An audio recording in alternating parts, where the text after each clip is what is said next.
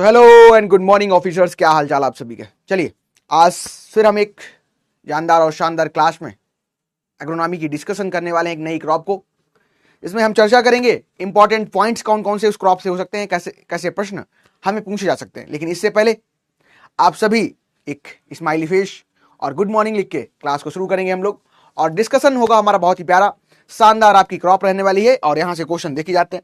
अगर मैं आज की क्रॉप के बारे में आपको बताऊं कि क्रॉप कौन सी रहने वाली है, तो ये जो क्रॉप हमारी है ये वो क्रॉप है जो सबसे पहले ह्यूमन सिविलाइजेशन का कह सकते हैं जब उद्गम हो रहा था, हमारी उत्पन्न हम हो रहे थे, बहुत सारे प्लांट उत्पन्न हो रहे थे, चीजों का डोमेस्टिकेशन हो रहा था, तो उस समय सबसे पहले ये क्रॉप थी उगाई जा रही थी। अभी आपको हो सकता है अनुमान लग गया हो मैं किस क्रॉप की बात करने वाला हूं, किस फसल की बात करने वाला हूं। चलिए मयंक, प्रवीण, मनीष, रवि, रंजन, कहां रह गए सभी ऑफिसर्स। चलिए हितेश, गुड मॉर्निंग एवरीवन, क्या हाल चाल बताइए। कि रख हौसला वो मंजर भी आएगा, रख हौसला वो मंजर भी आएगा, प्यासे के पास समंदर भी आएगा, थक कर न बैठे मंजिल के मुसाफिर, मंजिल भी मिलेगी और मंजिल का मिलने का मजा भी आएगा। चलिए क्या हाल चाल आप सभी के। चलिए गुड मॉर्निंग, सुप्रभात, सत श्री अकाल, शानदार, क्या हाल चाल आप सभी के बताइए। मुस्कुरा रहे हैं प्रवीण जी, हैं ऐसे ही मुस्कुराते रहिए, क्लास को लगाते रहिए, है ना। चलिए आज हम डिस्कशन करने वाले हैं। अगर मैं आपको पीछे थोड़ा छिपा लेता हूं टॉपिक, और क्या आप गेस कर सकते हो कि कौन सी आज क्रॉप हमारी रहने वाली है। मानवी गुप्ता, पीयूष कुमार भारती, रवि सोलंकी, श्रद्धा चौहान, मानवी। चलिए गुड मॉर्निंग सभी को, गुड मॉर्निंग। चलिए ठीक है, चलो पहले तो आप सभी गेस करो और बताओ कमेंट बॉक्स में कौन सी आज क्रॉप रहने वाली है। मैं आपको हिंट दे देता हूं कि जो आज की हमारी क्लास है ये सबसे पहली उगाई जाने वाली फसल है। बताइए अभी फटाफट बताइए, अब बता सकते हैं आप। हाउ इज द जोश ऑफिसर्स, कौन सी क्रॉप रहने वाली है। ह्यूमन सिविलाइजेशन में अगर हम बात करें क्रॉप को ग्रो करने की, तो सबसे पहली क्रॉप यही ग्रो की गई है, आज वाली जो क्रॉप हमारी है। और कुछ हो सकता है ऐसे हमारे ऑफिसर्स भी हों जो इससे बनने वाले पदार्थों का सेवन भी करते हो, है ना। वैसे तो नहीं करना चाहिए सेवन, और दोनों तरीके से नहीं करना चाहिए, वैसे और ऐसे दोनों तरीके से नहीं करना चाहिए इसका सेवन। वार्ले, बहुत सही गेस किया, एकदम करेक्ट है, सभी का सही आ रहा है। मनीष ने लिखा है सबसे पहले वार्ले, मानवी शोरगम नहीं है, दिस इज वार्ले। ओके ठीक है, मैंग का भी सही है, वार्ले, हाँ वार्ले सही है बिल्कुल। वार्ले को डिस्कस करने वाले, हिंदी में इसको हम जौ कहते हैं, क्या जौ कहते हैं। और इससे हम कुछ पेय पदार्थ कह सकते हैं, मादक पदार्थ, है ना, पदार्थों को भी बनाते हैं, प्रोडक्ट भी हम डेवलप करते हैं। और प्रोडक्ट की अगर मैं बात करूं तो यहां से हम बिस्की बनाते हैं, बियर बनाते हैं, ब्रांडी बनाते हैं, ठीक है। उसको भी बताएंगे कैसे बनाते हैं, अगर ट्राई करना चाहना तो एक बार आप घर में भी ट्राई कर सकते हो, है ना। चलो खुश हो, अच्छे हो, स्वस्थ हो, शुरू करें क्लास। चलिए क्लास को शुरू कर रहे हैं, और उससे पहले कल वाला जो हमारा डिस्कशन था, कल की जो क्रॉप से कुछ क्वेश्चन आपसे मैं पूछने वाला हूं।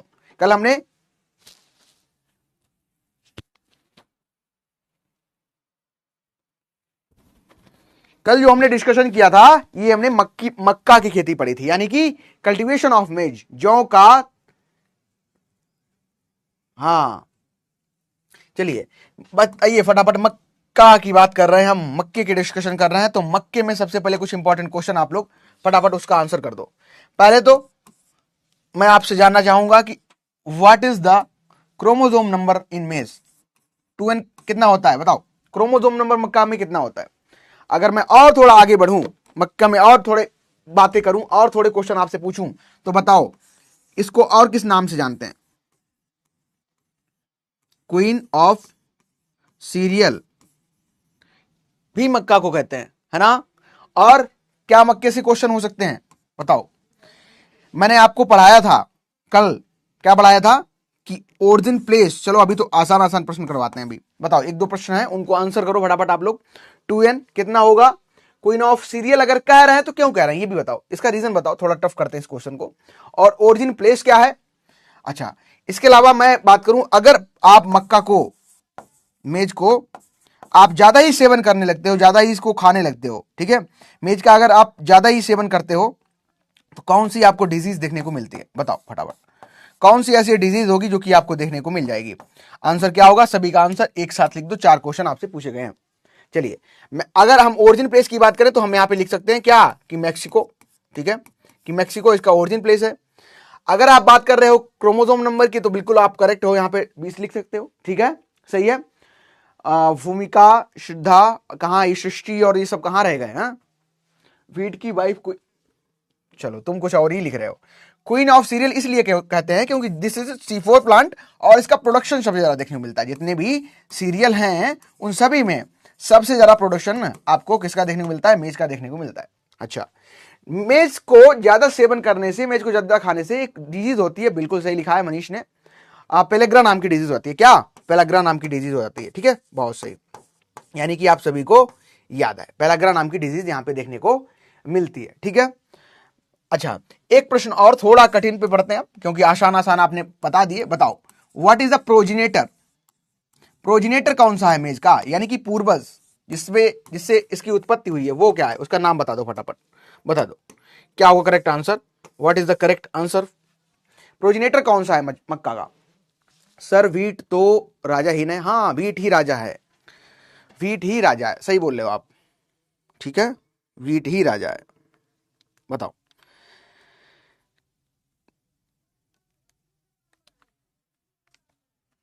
टियोशिनेट, बहुत सही, बिल्कुल करेक्ट आंसर आया है, टियोशिनेट। क्या होगा? टियोशिनेट। अगर मैं थोड़ा और आपको लेवल, एग्जाम के लेवल तक पहुंचाने का ट्राई करूं तो बताओ, ये जो टियोशिनेट है, या मैं कह दूं आपको जो मेज बर्ड है, इसकी उत्पत्ति किस से हुई है?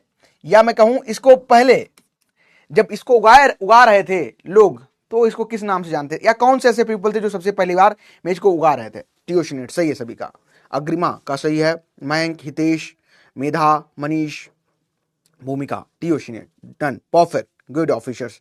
चलिए बताइए, मेज को मैंने कल आपको बर्ड भी बताया था, अगर आपको याद होगा तो मैंने बोला था जो मेज है, पहले तो मेज बर्ड नहीं हुआ करता था। ठीक है, पहले ये मेज टीनियो पीपल जो थे, टीनियो पीपल, ये इसको उगाया करते थे। और टीनियो का जो मतलब था, ये था स्मॉल नगलेट। क्या था? स्मॉल नगेट, स्मॉल नगेट इसका मतलब था। ठीक है, या और मेज जो था कहीं कहीं टीनियो से आया, और इसका मेज क्या था? महिष बर्ड, महिष। इसका मतलब क्या था? Source of life. Source of life basically क्या है? हमारा फूड ही तो है। तो इस तरीके से आप बता सकते हो। टीनियो पीपल, बिल्कुल सही लिख रहे हो, टीनियो पीपल इसको उगाया करते थे। सही है सभी का। श्रद्धा, यतीश, आज कुछ लोग बंक मार दिए क्या? सैटरडे स्पेशल छुट्टी ले लियो आप लोग।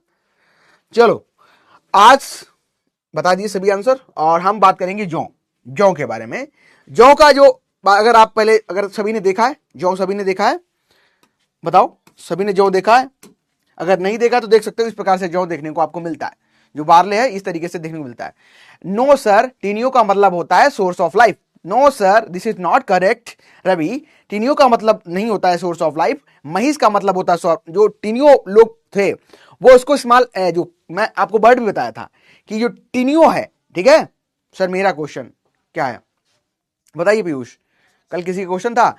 महिष का मतलब है या टीनियो, बेसिकली जो बर्ड ड्राइव हुआ है, पहले इसको टीनियो कह रहे थे, टीनियो कर करके सीधे महिष पे पहुंच गए, महिष से अब मक्का कहने लगे। तो आप अगर टीनियो को कह रहे हो सोर्स ऑफ लाइफ, तो मक्का सोर्स ऑफ लाइफ नहीं है क्या? मक्का सोर्स ऑफ लाइफ नहीं है क्या? सभी चीजें समान है। ठीक है, चलो समझ गए, आसान है सब कुछ, आसान।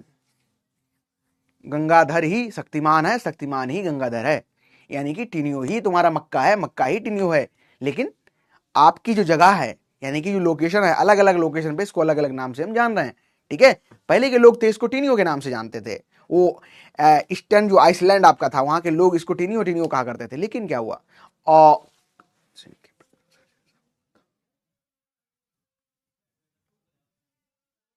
ऑक्सीजन के प्रिकर्सर जिससे हुआ था, उस इंसान को वो पीली, किस क्वेश्चन की मुझे समझ नहीं आया आपका पीयूष को भारती क्वेश्चन क्या? ऑक्सीजन सही से पूरा क्वेश्चन लिखने की ट्राई करो तो फिर मैं आंसर बता सकता हूं आपको। चलो शुरू करते हैं अपनी क्रॉप को, और डिस्कशन बहुत शानदार जानदार रहने वाला है। हम बात कर रहे हैं आज जौ की। तो सबसे पहले हम, जैसा कि हम डेली करते हैं, किसी भी क्रॉप को पढ़ने से पहले हम उसका जो इंट्रोडक्शन पोर्शन होता है इसको डिस्कस करते हैं। ठीक है, चलिए ध्यान से स्लाइड देखना, जो भी इंपॉर्टेंट चीजें हैं वो मैं आपको डिस्कस कर दूंगा यहाँ पे।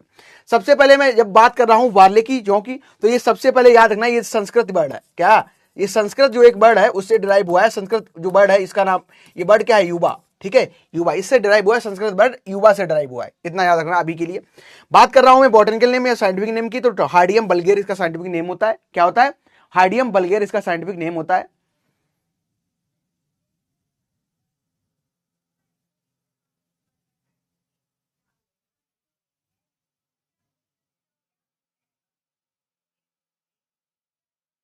करता हूं पीयूष रुक जाओ थोड़ा, मैं करता हूं, थोड़ा टाइम दो मेरे को, है ना। अच्छा, यहां पे बात कर रहे हैं हम साइंटिफिक नेम की, तो हार्डियम बल्गोर साइंटिफिक नेम है। फैमिली की बात करेंगे तो पोएसी या फिर आप ग्रेमनी लिख सकते हो, ठीक है। क्रोमोजोम नंबर इसमें भी आपको 14 देखने को मिलते हैं, और इसके अलावा जो आपका चिकपी है उसको साथ साथ याद कर लेना, ठीक है। आपका जो चिकपी है वहां पे भी क्रोमोसोम आपको 14 याद देखने को मिलते हैं, ठीक है। ओरिजिन प्लेस की बात करेंगे तो कभी कभी आपको अफ्रीका देता है ऑप्शन में, कहीं कहीं पे अबिसिनिया भी दिया गया है, और कहीं कहीं पे इथोपिया दिया गया है। तो अब सर करेक्ट क्या करेंगे, कौन सा ऑप्शन हम करेक्ट करें? तो आप करेक्ट आंसर कर देना, अगर आपको अफ्रीका मिलता है तो अफ्रीका इज मोर सुइटेबल, ठीक है। अफ्रीका में साउथ जो ईस्ट साउथ वेस्ट वाला हमारा रीजन है, ठीक है, वो आपका रीजन कहीं ना कहीं बार्ले का उत्पत्ति स्थान माना जाता है, तो अफ्रीका ही सबसे सुपेरियर होगा। अगर अफ्रीका ऑप्शन में नहीं मिलता फिर अबिसिनिया और इथोपिया पे अगर कोई ऑप्शन है तो फिर उसको आप जा सकते हो। अगर हम बात करें क्रॉप की, तो फोर्थ हमारी मोस्ट इंपॉर्टेंट क्रॉप देखने को मिलती है बार्ले। इसको एज हम फूड पर्पज और साथ साथ माल्ट पर्पज के लिए ग्रो करते हैं। जब आप फूड पर्पज के लिए ग्रो करोगे तो लगभग 80 से 85% इसको हम फूड पर्पज के लिए ग्रो करते हैं, लगभग 5 से 10% हम इसको माल्ट पर्पज के लिए भी ग्रो करते हैं। इस चीज को याद रखना। माल्ट क्या होता है अभी पूरा प्रोसेस बताऊंगा, अभी बस इतना याद रखना कि माल्ट पर्पज के लिए भी इसको ग्रो किया जाता है। ग्लोबल प्रोडक्शन और एरिया प्रोडक्शन में ये 4th स्थान पे आता है। इंडिया हमारा, भारत हमारा प्यारा, हमारा भारत, ठीक है। चलिए, मोर देन 90% जो बार्ले है इसको कंज्यूम भी इंडिया करती है, यानी जितना हम उगाते हैं उतना ही हम कंज्यूम ही कर लेते हैं, 90% तक इसको हम कंज्यूम कर लेते हैं। प्रोटीन इसमें लगभग 11.8 या आपको कहीं 11.5 भी देखने को मिल सकती है, तो कंफ्यूज मत करना खुद को, दोनों करेक्ट है, बस कुछ यहाँ पे पॉइंट्स का फर्क देखने को मिल रहा है। कार्बोहाइड्रेट लगभग 68%, लगभग 68 तक आपको देखने को मिलती है, कभी क्वेश्चन पूछा जाएगा नहीं आपसे। फैट पूछा जाता है, 1 से 2% होता है। फाइबर इसमें पाया जाता है क्रूड फाइबर की फॉर्म में in the percent of 2 to 3% देखने को मिलता है। इस तरीके से आपको बार्ले देखने को मिल जाएगा, ठीक है। इस तरीके से आपको बार्ले देखने को मिल जाएगा, और हो सकता है आप सभी ने देखा भी हो, जब इसको उगाते हैं फील्ड में कुछ इस तरीके से दिखाई देता है। और जब मैंने बात की थी अब व्हीट और बार्ले में बेसिकली इसका डिफरेंस अगर हम शो करें, अब पहले तो आप इसको कैसे, इसकी जो कह सकते हो जो स्पाइक होती है, ठीक है, स्पाइक होती है, एक तो आप इससे पहचान सकते हो, दूसरा इसकी भी जो रूट्स होती हैं, ठीक है। यानी कि मैं अगर बार्ले की यहां पे बात कर रहा हूं, ठीक है, बार्ले का अगर मैं डिस्कशन आपसे कर रहा हूं, तो इसकी भी जो रूट्स होती हैं ये रेडिश होती हैं। कैसी होती हैं? रेड कलर की होती है, तो उससे भी आइडेंटिफिकेशन कर सकते हो। लेकिन स्पाइक और लीफ स्ट्रक्चर से भी इसका हमें आइडेंटिफिकेशन हो जाता है कि ये बार्ले है, और गेहूं से बहुत ज्यादा डिफरेंट देखने को मिलता है, ठीक है। चलो, कुछ और इंपॉर्टेंट पॉइंट की अगर मैं डिस्कशन करूं, यहाँ पे सेम आपको, क्योंकि फैमिली इसकी सेम है, तो बहुत सारे जो फीचर्स हैं वो आपको सेम देखने को मिलेंगे, कुछ जो मार्फोलॉजिकल कैरेक्टर्स हैं वही डिफरेंट देखने को मिलते हैं, ठीक है। चलिए, हाँ वो कर रहा हूं मैं आपके लिए। इन्फ्लोरेसेंस सेम आपको याद रखना है, स्पाइक एयर हेड रहेगा। फ्रूट टाइप सभी का कैरियोप्सिस है। अच्छा, टेस्ट वेट की अगर मैं बात करूं, टेस्ट वेट क्या है? 1000 दानों का भार है, और यहाँ पे 45 ग्राम आपको जो 2 प्रकार का, पहले तो इसको हम क्लासिफाई अभी करेंगे, तो वहां पे हम बताएंगे ऑन द बेसिस ऑफ, कह सकते हैं हुल के बेसिस पे, इसमें जो हस्क है पाया जाता नहीं पाया जाता है, कितने रो का है, तो इसको हम डिवाइड करते हैं, ठीक है। इसका जो सबसे इंपॉर्टेंट क्लासिफिकेशन है, क्लासिफिकेशन की बात करें तो बार्ले को हम जो डिवाइड करते हैं, जो बार्ले को हम डिवाइड करते हैं 2 प्रकार से डिवाइड करते हैं। एक तो हमारा 2 रो बार्ले होता है, एक हमारा होता है 6 रो बार्ले। 6 रो बार्ले और 2 रो बार्ले, तो 6 रो और 2 रो ही को इंडिया में ग्रो किया जाता है। अगर यहाँ पे मैं बात करूं टेस्ट वेट की, तो जो 2 रो बार्ले है इसका 45 ग्राम देखने को मिलता है, और जो 2 रो बार्ले है, याद रखना 2 रो बार्ले, यानी कि इस तरीके से आपको ये बार्ले देखने को मिल जाता है, ठीक है। इस तरीके से 2 रो इसमें आपको देखने को मिल जाती है, तो 2 रो बार्ले इसको हम कह देते हैं। अच्छा, अगर आपसे कोई क्वेश्चन पूछ ले कि ये बताओ, जब आप 2 रो और 6 रो बार्ले की बात कर रहे हो, तो ये क्या जो बार्ले 6 रो है, क्या इसका उत्पत्ति कुछ बता दो इसके बारे में। तो आप कह सकते हो कि जो अभी हम उगा रहे हैं 6 रो बार्ले, इसका उत्पन्न जो हुआ है ये बना है किससे? तो 6 रो, ये 2 रो से 6 रो बार्ले आपका देखने को मिलता है। सबसे अगर मैं कह दूं पुराना कौन सा है, सबसे ज्यादा इसका कह सकते हैं सबसे ज्यादा पुराना नेचर का कौन सा, सबसे ज्यादा सबसे पहले किसकी उत्पत्ति हुई? तो ये 2 रे बार्ले ही बना था। इससे ही जितने भी बार्ले आपको देखने को मिलते हैं 2 रो 6 रे इरेगुलर नेचर के, तो सभी देखने को मिलते हैं, ठीक है, सभी देखने को मिलते हैं। तो याद रखना 2 रे जो बार्ले है इससे 6 रो का फॉर्मेशन हुआ, ठीक है। चलिए, इसके बाद बात करूं कि ओल्डेस्ट क्रॉप है, जैसे कि मैंने अभी आपको बताया था, कल्टीवेशन 7500 BC में सबसे पहले इसका स्टार्ट हुआ था, और पियर वार्ले, एक होता है पियर वार्ले, ये किडनी डिसऑर्डर के लिए सुटेबल माना जाता है, ठीक है। अच्छा, वार्ले में अगर हम बात करें तो वार्ले जो फ्लोर है ये, इसमें ग्लूटीन तो पाई नहीं जाती है, और जब ग्लूटीन इसमें नहीं पाई जाएगी तो ये फूलेगी नहीं इसकी रोटी, और इसकी रोटी क्या है, ब्लैक कलर की हो जाती है, ब्लैकिश हो जाती है, ड्यू टू द डिफिशियंसी कह सकते हो, या ग्लूटीन नहीं पाई जाती है तो उसके थोड़ी इसकी ब्राउनिश रहती है रोटी, अगर आपने खाई भी हो तो ज्यादा अच्छी रोटी इसकी नहीं मानी जाती, बिकॉज ऑफ यहाँ पे क्या है, ग्लूटीन नहीं पाया जाता है। हाँ, प्रयास करते हैं कि हो जाए, जो भी आपको कवर होता चले। बार्ले फ्लोर, इसीलिए हम क्या है, इसमें रोटी ग्लूटीन पाई ही नहीं जाएगी, और ग्लूटीन नहीं पाई जाएगी तो रोटी ज्यादा बढ़िया नहीं देखने को मिलेगी। अच्छा, इसके जो रोस्टेड ग्रेन होते हैं, यूपी बिहार के रीजन में, जो हरियाणा वाला रीजन, यूपी वाला रीजन है, ये कंबाइंड एरिया जो है, इसमें आपको जो सत्तू का प्रचलन बहुत ज्यादा देखने को मिलता है। अच्छा, सत्तू की अगर हम बात करें तो सत्तू आज का ही नहीं ओरिजिन, हमारा बहुत पहले से ओरिजिन इसका हुआ है। सत्तू जो एक डिश होती है हमारी, बेसिकली इसमें क्या होता है, रोस्टेड चने को लेते हैं, रोस्टेड वार्ले को लेते हैं, गेहूं को लेते हैं, और यहाँ पे सत्तू अगर बात करूं मैं, सत्तू की थोड़ी हिस्ट्री आपको बताऊं तो 5 जो महाराष्ट्र महाभारत हुआ था तभी से सत्तू का कहीं ना कहीं ओरिजिन हमको देखने को मिलता है, ठीक है। तो जब भी लोग पहले तीर्थ यात्रा किया करते थे तो सत्तू को एज ए फूड सोर्स अपने साथ ले आया करते थे। Sattu as a type of flour ही होता है, आप अगर खाए भी होंगे, अगर आप किसी अदर स्टेट के तो हो सकता ना पता हो, लेकिन यूपी बिहार रीजन में बहुत ज्यादा पॉपुलर है। डिफरेंट टाइप से इसको हम बनाते हैं, मीठे सत्तू, खट्टे सत्तू, है ना, बहुत टाइप के सत्तू होते हैं, वो वैरायटी ऑफ सत्तू होते हैं। लेकिन याद रखना कि सत्तू सबसे ज्यादा इंपॉर्टेंट, जो सबसे ज्यादा बढ़िया बनता सत्तू वो बार्ले से बनता है, बिकॉज आप यहाँ पे फाइबर भी अच्छा है, प्रोटीन भी अच्छी है, कहीं ना कहीं ग्लूटीन कम है तो वो आपको हानि नहीं पहुंचाएगा। सेलेसिक जो डिजीज होती है ग्लूटीन के कारण, वो भी नहीं देखने को मिलती है। तो सत्तू में बहुत सारे न्यूट्रिएंट जो होते हैं बहुत अच्छी मात्रा में देखने को मिलते हैं, तो इसके थ्रू सत्तू परफेक्ट मात्रा में, यानी कि परफेक्ट क्वांटिटी या परफेक्ट क्वालिटी के बनाए जाते हैं, याद रखना, ठीक है। चलिए, तो सत्तू हम इससे बनाते हैं। ग्रेन जो होते हैं उनको रोस्ट करते हैं, आफ्टर उनको क्या करते हैं, हम पिसा देते हैं, उनको ग्राइंडर में डाल देते हैं, तो सत्तू बनाया जाता है।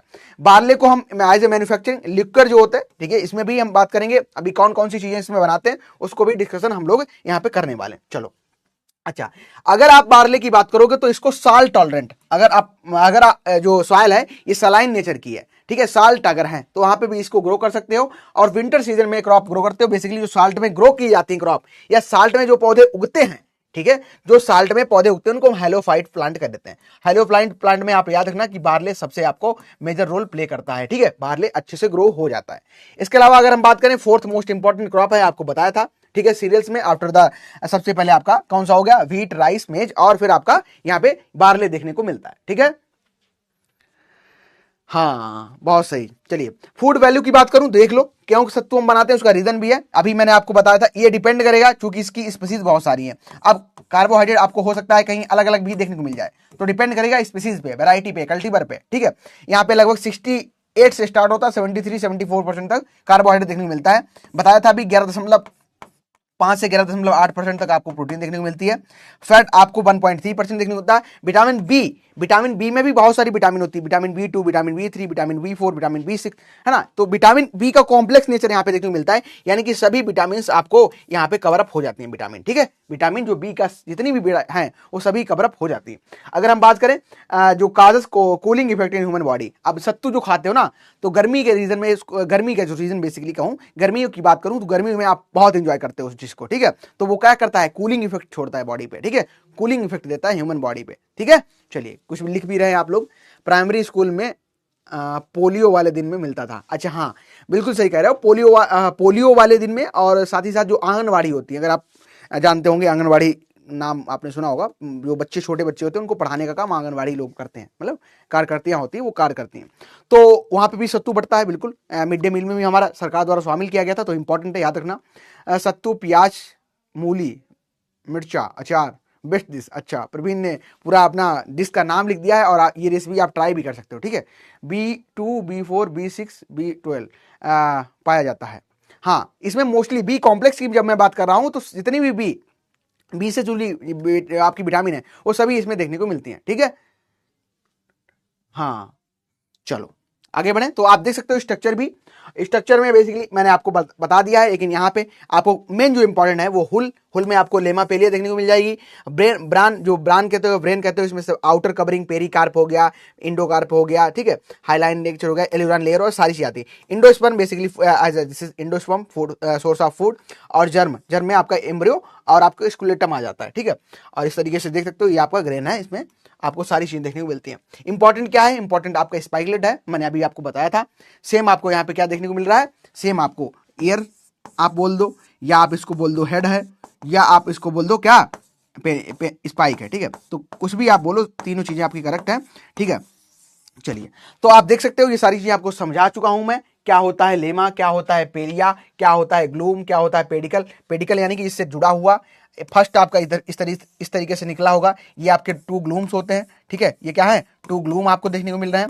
फिर इसके ऊपर क्या होता है, सीड। सीड कैसे है, तो इस तरीके से आपको सीड अंदर देखने को मिलेगा। सीड के ऊपर 2 कवरिंग होती है, जिससे ओन निकलेगा, वो क्या होगा, ये क्या होगा, ये आपका लेमा होगा, ठीक है, ये लेमा होगा। और फिर एक आपकी और कवरिंग होगी, उसको हम क्या कहेंगे, उसको हम पेलिया कह देंगे। तो ये आपको मैं समझा भी चुका हूं, बार बार पढ़ने की जरूरत नहीं है, बस रिवीजन करने की हमको जरूरत है। ओन निकला है रेचिला बेसिकली बहुत सारे यहाँ पे इस तरीके से कन्वर्ट होते हैं, उनपे भी क्या है, इस तरीके से ग्लूम अटैच रहते हैं। तो ये आपकी कंप्लीट यहाँ पे कॉम्प्लेक्स स्पाइक की स्ट्रक्चर जो है आपको देखने को मिल रही है, ठीक है।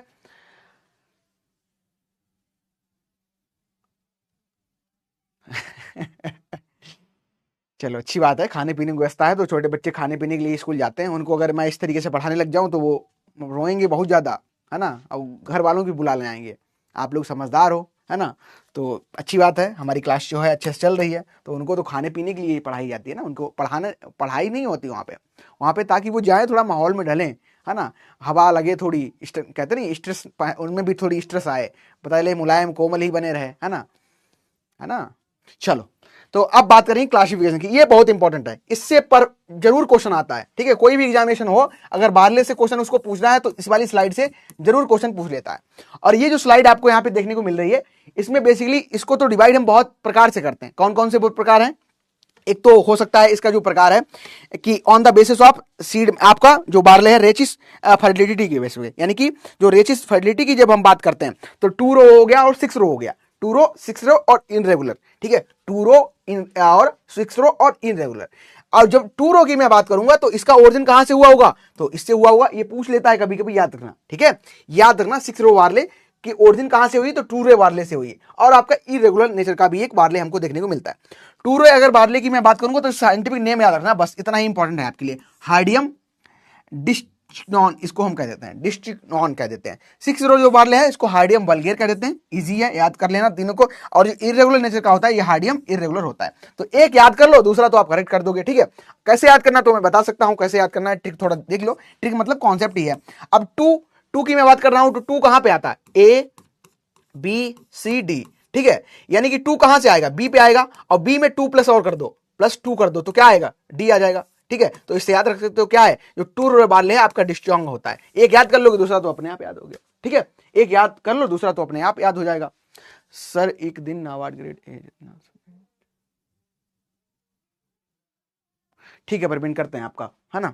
फिर आता है on the basis of seed coating. Seed की कोटिंग बेसिस पे हम इसको फिर से 4 पार्ट में डिवाइड करते हैं। 4 पार्ट कौन से हैं, एक तो आपका हो गया नेक्ड 6 रो वार्ले, ठीक है, नेक्ड 6 रो वार्ले, इसका साइंटिफिक जो नेम है ये है हार्डियम वल्गेर वैरायटी नूडम है, ठीक है, वैरायटी नूडम है। नूडम मतलब नेकेड है, नेकेड मतलब कुछ पहन ही नहीं है, होता नहीं, जो हमारे नांगा बाबा होते हैं, है ना, जानते होगे आप लोग। तो कैसे होते हैं, नूडम होते हैं, यानी कि कुछ है ही नहीं, ठीक है। तो उसी तरीके से ये आपका 6 रो वाले जो 6 रो देखने को मिलता है नकेड, ठीक है, ये नूडम है, इस तरीके से याद कर सकते हो। फिर आता है आपका हार्डियम वल्गेर ट्राइफुर्केटम, ठीक है, ट्राइफुर्केटम ये हुक्ड होता है, हुक्ड 6 रो होता है। कैसा होता है, हुक्ड, ठीक है, हुक ऐसी निकली, थोड़ी ऊपर से हुक ऐसी निकली होती है। अगला जो हमारा 3rd नंबर का है, ये हमारा ओनलेस है, इसमें ओन ही नहीं पाया जाएगा, ओनलेस है, ठीक है, ये तो समझ रहे होगे। ओनलेस क्या है, दिस इज द इनेरमी, ठीक है, इनेरमी या जो भी आप प्रोनाउंसिएट करो, हार्डियम वल्गेर वैरायटी इनेरमी होती है। ये आपका ओनलेस 6 रो वाले देखने को मिलता है। फिर हमारा आता है अगला जो कि आपको देखने को यहां पे मिल रहा है, कौन सा है, फैनटेल वार्ले। फैनटेल जो वार्ले है, इसमें अगर मैं बात करूं तो इसका जो साइंटिफिक नेम रहेगा ये हो जाएगा हार्डियम वल्गेर जियोकिर्थॉन, ठीक है। चलो इसको याद रख लेना। तो ये आपके वार्ले देखने को मिलता है। चलो एक बार रिवाइज कर लो इनको फटाफट, बोल दो फटाफट, लिख दो आप सभी लोग। क्या है कि हमारा जो एक ऑन द बेसिस ऑफ किसके, स्पाइकलेट और रेचिस के प्रेजेंस पे है। तो इसमें फर्टिलिटी पाई जा रही है कि नहीं पाई रही, तो उस प्रकार से तीन प्रकार का है। एक तो आपका 2 है, दूसरा 6 है, और तीसरा जो हमारा इर्रेगुलर बार्ले आपको देखने को मिलता है। अगर मैं बात करूंगा 2 रो बार्ले की, तो दिस इज द हार्डियम डिस्ट्योनान, और जैसे कैसे याद करना है वो मैंने आपको बता दिया। 6 रो बार्ले की बात करूंगा तो वल्गेर, एक याद कर लोगे दूसरा अपने आप याद हो जाएगा, और हार्डियम जो इरेगुलर है वो तो आपका इनरेगुलर नेचर का ही देखने को मिल रहा है। ठीक है, फिर हम बात कर रहे हैं on the basis of seed coating. अगर लिखोगे नहीं तो कंफ्यूज होगा, ठीक है, अगर कंफ्यूज करो वो खुद को, अगर लिख दोगे तो याद हो जाएगा, क्योंकि ये कंफ्यूज करता है सच में। ये अभी तो तुम्हें याद हो सकता है यहां घर पे बैठे हो जब भी पढ़ाई कर रहे हो, लेकिन एग्जामिनेशन में अभी वो पक्का कंफ्यूज कर देगा आपको। तो मैं कह रहा हूं एक बार लिख दो, सभी लोग जितने भी हो, 2 मिनट का टाइम लगे, कितना ही कुछ लिखना है, 2D 2DI, चलो वो भी सही लिख रहे हो तुम, अपना जो बनाए हो ट्रिक वो भी अच्छी है। ठीक है, 2 वाले है आपका हार्डियम डिस्ट्रॉन्ग देखने को मिलता है, 6 रो आपका हार्डियम वल्गेर देखने को मिलता है, और आपका अगला है इरेगुलर देखने को मिलता है। ठीक है, चलो फटाफट लिख दो ट्राइफुर्केटम। हाँ, ऊपर वाला इंपॉर्टेंट ज्यादा है, उसको भी आप याद कर सकते हो, मैंने दे दिया इसीलिए आपको। ठीक है, चलो, और अगर मैं कुछ इंपॉर्टेंट इसके पॉइंट की डिस्कशन करूं तो आप लोग याद रखना, संस्कृत का ये वर्ड है, युवा से लिया गया है। मोल्ड टॉलरेंट होता है सेलाइन और अल्कलाइन सॉइल के लिए, हार्डी इसका नेचर देखने को मिलता है। लो फर्टाइल सॉइल अगर है तब भी ये ग्रो कर जाएगा, वाटर स्ट्रेस कंडीशन है तब भी ग्रो कर जाएगा। प्रोटीन आपको बता दिया 11.5% 11.8% तक हमको देखने को मिलती है। ठीक है, अच्छा, बियर और विस्की बनाते हैं, इसकी भी बता देंगे हम। और कोलेस्ट्रॉल लेवल को भी ये कम करता है, जो बियर और विस्की है, अब पीने मतलब जाना आप लोग। ठीक है, जो बियर और विस्की की मैं बात करूंगा, बियर और जो विस्की होती है ये क्या करता है, जो मनुष्य में कोलेस्ट्रॉल लेवल होता है इसको कम करता है। ठीक है, कोलेस्ट्रॉल लेवल को कम करता है, तो इंपॉर्टेंट होता है ना। अब खुद कंजम्पशन नहीं करना है, आपको बता दे रहा हूं इसीलिए। अच्छा, इसको 5% लगभग मार्ट पर्पज के लिए उगाते हैं। All India coordinated research project 20 का चलाया गया था, इन द ईयर ऑफ 1967 में चलाया गया था। ठीक है, 1967 में चलाया गया था। और बार्ले में एक और कोई पॉइंट था शायद, ग्लूटीन से रिलेटेड। ग्लूटीन इसमें नहीं पाया जाता है, और ग्लूटीन नहीं पाया जाता है, इसकी रोटी ब्लैक हो जाती है, उसका भी रीजन होता है। एक एंजाइम पाया जाता है जिसको हम कहते हैं, एंजाइम का नाम है ट्रिप्सिन एंजाइम है। ठीक है, एक काम करो, यहाँ पे एक मैंने लिखा होगा, ग्लूटीन कहाँ नहीं पाया जा रहा है, एक सेकंड रुको जरा। ग्लूटीन नहीं पाया जा रहा है तो इसकी रोटी कैसी होती है, ब्लैक हो जाती है। याद रखना वो किसके थ्रू होती है, ठीक है, याद रखना ब्लैक होती है रोटी इसकी। अगर रोटी बनाओगे तो ब्लैक इस नेचर की हो जाएगी, तो वो ट्रिप्सिन एंजाइम होता है, उसके द्वारा हो जाती है। ठीक है, चलो ये क्लियर हो गया, याद हो गया, ये याद हो गया, लिख दिया सभी ने। आगे बढ़ा जाए, बताओ आगे बढ़े। ठीक है, और यहां से तो कुछ बचा नहीं हमारा, इसमें कुछ बताना था, हो गया। ठीक है, डन, ये भी सही है, यहां पे सारी चीज समझ ली। अच्छा, एक और यहां से समझ लो कि इसका जो शेप होता है, शेप होता है जो सीड का, ये इलेप्टिकल होता है, पूछ देगा कभी तो दिक्कत आ जाएगी। ठीक है, एग्जामिनेशन में तो कुछ तो पूछ रहे हैं, तो शेप जो इसका होता है इलेप्टिकल होता है। कैसा होता है, इलेप्टिकल होता है। डन, चलो अब तो कुछ नहीं रह गया यहाँ पे। ठीक है, चलो आगे बढ़ते हैं। एरिया और प्रोडक्शन की बात करेंगे, तो एरिया की अगर आप बात करोगे वर्ल्ड में, तो सबसे ज्यादा एरिया और प्रोडक्शन सेम आपको रशिया में देखने को मिलेगा, रूस फर्स्ट पे है, सेकंड पे आपको चाइना देखने को मिलेगा। बस आप फर्स्ट याद रखना, ठीक है, फर्स्ट आप रशिया याद रखना। एरिया प्रोडक्शन इंडिया की बात करेंगे तो राजस्थान जो है फर्स्ट प्लेस पे है, यूपी सेकंड पे है, और एमपी थर्ड पे है, बोथ में है। ठीक है, एरिया में भी है, प्रोडक्शन में भी। अच्छा, प्रोडक्शन की अगर बात करूं तो राजस्थान, यूपी, पंजाब जो स्टेट्स हैं अभी चेंज भी हुए, तो आप ध्यान रखना, लेकिन जो पुराना डाटा है वो इस तरीके से, अभी ज्यादा कुछ चेंज नहीं, पंजाब बस थोड़ा आगे बढ़ गया हमारा। ठीक है, थर्ड पे आ गया। चलो इसको आप याद कर लेना, इतना इंपॉर्टेंट नहीं है। सबसे जो इंपॉर्टेंट है वो आता है माल्टिंग पर्पस। अच्छा, माल्टिंग की जब भी हम बात करते हैं, sorry sir I am late, Suraj, अच्छा एक दो लोग और गायब हैं, कौन कौन गायब है, एक तो आकृति नहीं है, आकृति के अलावा और कौन नहीं है, बहुत बहुत से नए चेहरे दिख रहे हैं, और कुछ जो पुराने हैं वो गायब हैं। कोई नहीं, चलो ठीक है, मंडे को मिलते हैं, मंडे को मिलते हैं, क्वेश्चन कराऊंगा फिर। ठीक है, कोई नहीं, भाग जाओ। अच्छा, बात करूं हम जितना भी माल्टिंग प्रोसेस है, माल्टिंग प्रोसेस में बेसिकली होता क्या है, तो अभी बताता हूं मैं। जितना भी हम प्रोडक्शन करते हैं, लगभग 5% उसका क्या करते हैं, हम माल्ट पर्पज के लिए इस्तेमाल कर लेते हैं। माल्टिंग में क्या करते हैं, जो अभी आपको मैं बियर विस्की ब्रांडी बता रहा था, लिख लो, जो माल्टिंग करते हैं,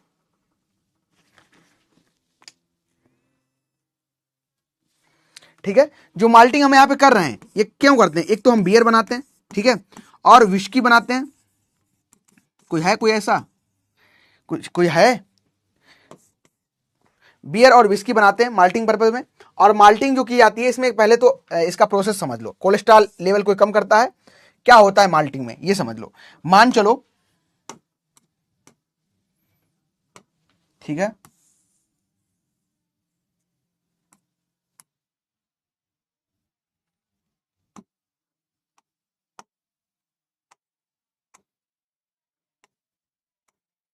ठीक है, चलो यहां से स्टार्ट करते हैं। मान चलो ये आपका सीड है। आप क्या करोगे, सबसे पहले सीड को लोगे, ठीक है, जो बार्ले का सीड है सबसे पहले इसको लोगे।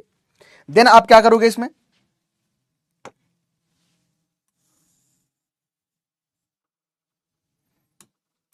सीड को आपने लिया, और सीड को लेने के बाद आप क्या करोगे, इसको पहले तो खेत से लेके आए, इसको आप पहले साफ कर लोगे, सीड हैं उनको अलग कर लोगे, जो इम्प्योरिटीज हैं उनको अलग कर दोगे। यानी कि यहां पे क्या आप कर रहे हो, सीड को आप क्लीन करके ले रहे हो। सीड को आप लेके इसको क्या करते हो, आप सॉक कर देते हो, ओवरनाइट सॉक कर देते हो। लगभग सॉक जो करते हो आप लोग, यानी कि भिगोते हो, जो सीड है इसको भिगोते हो, वो कब,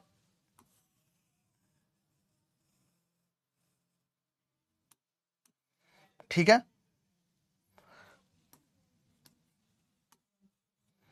अच्छा नहीं हो रहा है, कोई ना, मैं बना ही देता हूं। आपने क्या किया, इसको सॉक कर दिया, ये बहुत सारे सीड्स लिए और आपने इसमें इसको सॉक कर दिया, ओवरनाइट सॉक किया। देन आपने क्या किया, इसको बाहर निकाल लिया, ठीक है। अब आप क्या करोगे, इसको बाहर निकाल लोगे। अब आप इसको बाहर निकाल के फिर से क्या करोगे, कोई बड़ा सा टब लोगे और उसमें इसको रख दोगे, ठीक है, इसमें इसको रख दोगे। रख दोगे तो क्या होगा, इसको ढक के रख दोगे, मॉइस्चर तो इसमें है ही पहले से, तो ये अंकुरित होना स्टार्ट हो जाएंगे। क्या होगा, तो ये अंकुरित होना स्टार्ट हो जाएंगे, इस तरीके से सब में अंकुरण हो जाएगा। जब लगभग 24 से 72 घंटे के बाद इसमें आपको सभी में अंकुरित होता नजर आएगा, सब कुछ अंकुरित हो गया। जब अंकुरित हो जाएगा, देन आप क्या करोगे, अंकुरण होने के बाद जब इसमें अंकुरण हो जाएगा, देन आप क्या करोगे, इसको बाहर निकाल लोगे और फिर आप इसको क्या करोगे, ड्राई कर लोगे, ठीक है, इसको सुखा दोगे। अब चाहे तो as a form of tray ले लो, उसमें आप इसको रख के सुखा दो, ठीक है। अब यहाँ पे रख के इसको सुखा दो, बहुत ट्रेज लेके उसको जो आपका अंकुरित है उसको आप उगा दो। उगाने के बाद में क्या करोगे, इसको ओवन में ड्राई कर लोगे। क्या करोगे, ओवन ड्राई करोगे इसको, ठीक है, ओवन ड्राई करोगे। जब आप ओवन ड्राई कर रहे हो तो यहां पे आप एक प्रोसेस सबसे इंपॉर्टेंट समझना, क्या हो क्या रहा है। जब यहां पे आपने इसको अंकुरित किया तो यहां पे जो स्टार्च था, ठीक है, जो स्टार्च था, स्टार्च एक्टिवेट हो गया, और स्टार्च एक्टिवेट हुआ तो इसने बना क्या लिया, माल्टोज बना लिया। और माल्टोज ही कहीं ना कहीं हमें रिक्वायरमेंट है, जो माल्टोज है यही हमारे लिए रिक्वायरमेंट है। और माल्टोज कहां है, तो एक आपका सीड इस तरीके से सीड है, और एक आपका इस तरीके से यानी अंकुरित सीड है। जब अंकुरित हो गया सीड, यानी कि जब इसके अंदर क्या है, यहाँ पे क्या है, आपको इंडोस्पर्म देखने को मिल रहा है, इंडोस्पर्म देखने को मिल रहा है। इंडोस्पर्म क्या होता है, this is the main source of food, यही तो फूड सोर्स होता है। फूड जो भाई जर्मिनेट अगर पौधा हो रहा है तो कहां से खाना कहां से लेगा, बताओ फटाफट, तो कहां से लेगा, तो इंडोस्पर्म से खाना लेगा। और जब ये जर्मिनेट हो रहा है, जर्मिनेट हुआ तो इसका जो खाना अंदर था इन द फॉर्म ऑफ, किसमें, आपका जो भरा था स्टार्च के फॉर्म में, ठीक, स्टार्च के फॉर्म में था, ये माल्टोज में कन्वर्ट हो गया। तो अब ये खाना किसमें है, पूरा माल्टोज के फॉर्म में है। अब आपने क्या किया, इसको ड्राई कर लिया, तो अब ड्राई फॉर्म में ही जो ड्राई सीड्स हैं इनमें ही आपका माल्टोज देखने को मिल रहा है, इनमें ही आपका माल्टोज देखने को मिल रहा है। एक एंजाइम होता है यहाँ पे अल्फा डी एमाइलोज, कौन सा होता है एंजाइम, याद रखना, एंजाइम कौन सा यहाँ पे वर्क करता है, alpha D amylose, alpha D amylose जो आपका होता है एंजाइम, ये वर्क करता है और ये माल्टोज में कन्वर्ट कर देता है, ठीक है, एमाइलोज में कन्वर्ट कर देता है। तो एमाइलोज ही हमारे लिए इंपॉर्टेंट है। अब इसको हम ड्राई करके क्या करेंगे, इससे हम क्या करेंगे, जो भी हमको प्रोडक्ट बनाना है उसका हम माल्ट इसका एक्सट्रैक्ट कर लेंगे, माल्ट को हम एक्सट्रैक्ट कर लेंगे। ये क्या कर रहे हैं हम, यहाँ पे हम क्या कर रहे हैं, this is extracting of malting, ठीक है, एक्सट्रैक्ट कर रहे हैं यहाँ पे माल्ट को, ठीक है, एक्सट्रैक्ट कर लेंगे माल्ट को। तो यही सिंपल आपका प्रोसेस होता है, आपको चीज जाननी चाहिए। चलो बताओ, क्लियर हो गया, क्लियर हो गया।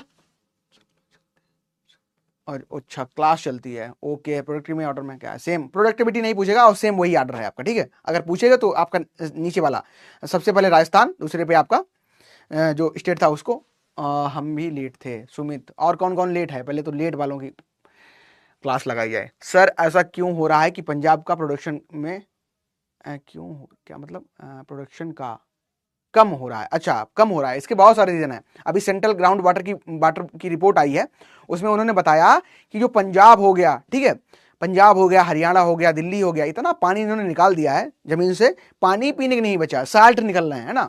तो बहुत सारे रीजन है, इन्होंने यूटिलाइजेशन ऑफ रिसोर्स इतना कर लिया, कुछ कहने को नहीं, है ना। चलो, प्रोडक्टिविटी में ऑर्डर सेम है, बिल्कुल सेम है सर, क्लास चलती है 4 सेम है, ओके कोई बात नहीं सर। हमारे वेस्टर्न उड़ीसा के जंगल के एरिया में राइस से ट्रेडिशनल अल्कोहल, वो अल्कोहल नहीं होता है उसको देसी ठीक है, ट्रेडिशनल एरिया राइस में तो हाँ, अगर मनी से आप कह रहे हो राइस से बनाते हैं तो राइस से हो सकता है कुछ बनाते हो, मतलब ट्रेडिशनल डिश वगैरह, डिश इन द सेंस पेय पदार्थ होते हैं, ठीक है। लेकिन एक और सूरज का अलग ही सवाल है ना। वंस अगेन सर, ठीक है कर दे, अभी रिपीट कर देते हैं वंस अगेन, ये सर ठीक है, ओके डन, परफेक्ट, करता हूँ मैं रिपीट करता हूँ इसको, ठीक है। क्या है बेसिकली, अब यहाँ पे समझ लो क्या है। हमने क्या किया, सबसे पहले हमने सीड को लिया, सबसे पहले आपने क्या किया, सीड को लिया, आपने पानी में उसको भिगो दिया। पानी में जब आपने भिगो दिया एक रात के लिए, यानी 24 लगभग 12 से 24 घंटे के लिए भिगो दिया। अब भिगो दिया तो क्या होगा, नमी मिलेगी तो वो फूल जाएगा, फूलेगा तो अब पानी में रखोगे तो सड़ जाएगा, तो इसको हम बाहर निकाल लेंगे एक टब में, ठीक है, एक टब में निकाल लेंगे और इसको हम रख देंगे, तो क्या करेगा ये क्या करेगा, ये जर्मिनेट हो जाएगा। ये क्या होगा, ये जर्मिनेट हो जाएगा। जब जर्मिनेट हो रहा है, यानी कि पौधा जब यहाँ पे जर्मिनेशन हो रहा था, तो आप क्या, जर्मिनेशन में क्या बेसिकली हो रहा है, ये सीड है और सीड में स्टोर है फूड किसी फॉर्म में, स्टार्च की फॉर्म में, और ये जब जर्मिनेट हो जाएगा तो किस में कन्वर्ट हो जाएगा, तो in the form of maltose में कन्वर्ट हो जाएगा। कन्वर्ट कौन करेगा, अल्फा डी अमाइलोज एंजाइम है, इसको कन्वर्ट कर देगा, ठीक है। अब जब यहाँ पे माल्टोज में कन्वर्ट हो गया तो हमें यही चाहिए थी, क्या हमको चाहिए, क्या था, हमको माल्टोज ही चाहिए था। तो यहाँ पे जब हमने इसको यहाँ पे सोक किया और यहाँ पे जब कन्वर्ट हो गया, मतलब जर्मिनेट हो गया, तो इसको माल्टोज में कन्वर्ट हो गया, इसका जो फूड था माल्टोज में कन्वर्ट हो गया। अब इसको हम सुखा लेंगे, सुखा इसलिए लेंगे ताकि फिर से कहीं स्टार्च ना चला जाए, स्टार्च में ही कहीं ना कहीं बन जाए, तो हम क्या करेंगे, इसको सुखा लेंगे ताकि माल्टोज उसी नेचर में रह जाए। फिर इसको ओवन ड्राई कर लेंगे, सुखा देंगे, और फिर हम इससे माल्टोज एक्सट्रैक्ट कर लेंगे, माल्टोज को एक्सट्रैक्ट कर लेंगे, माल्टोज को हम निकाल लेंगे। तो ये सिंपल प्रोसेस है, ठीक है। चलिए, इजी है।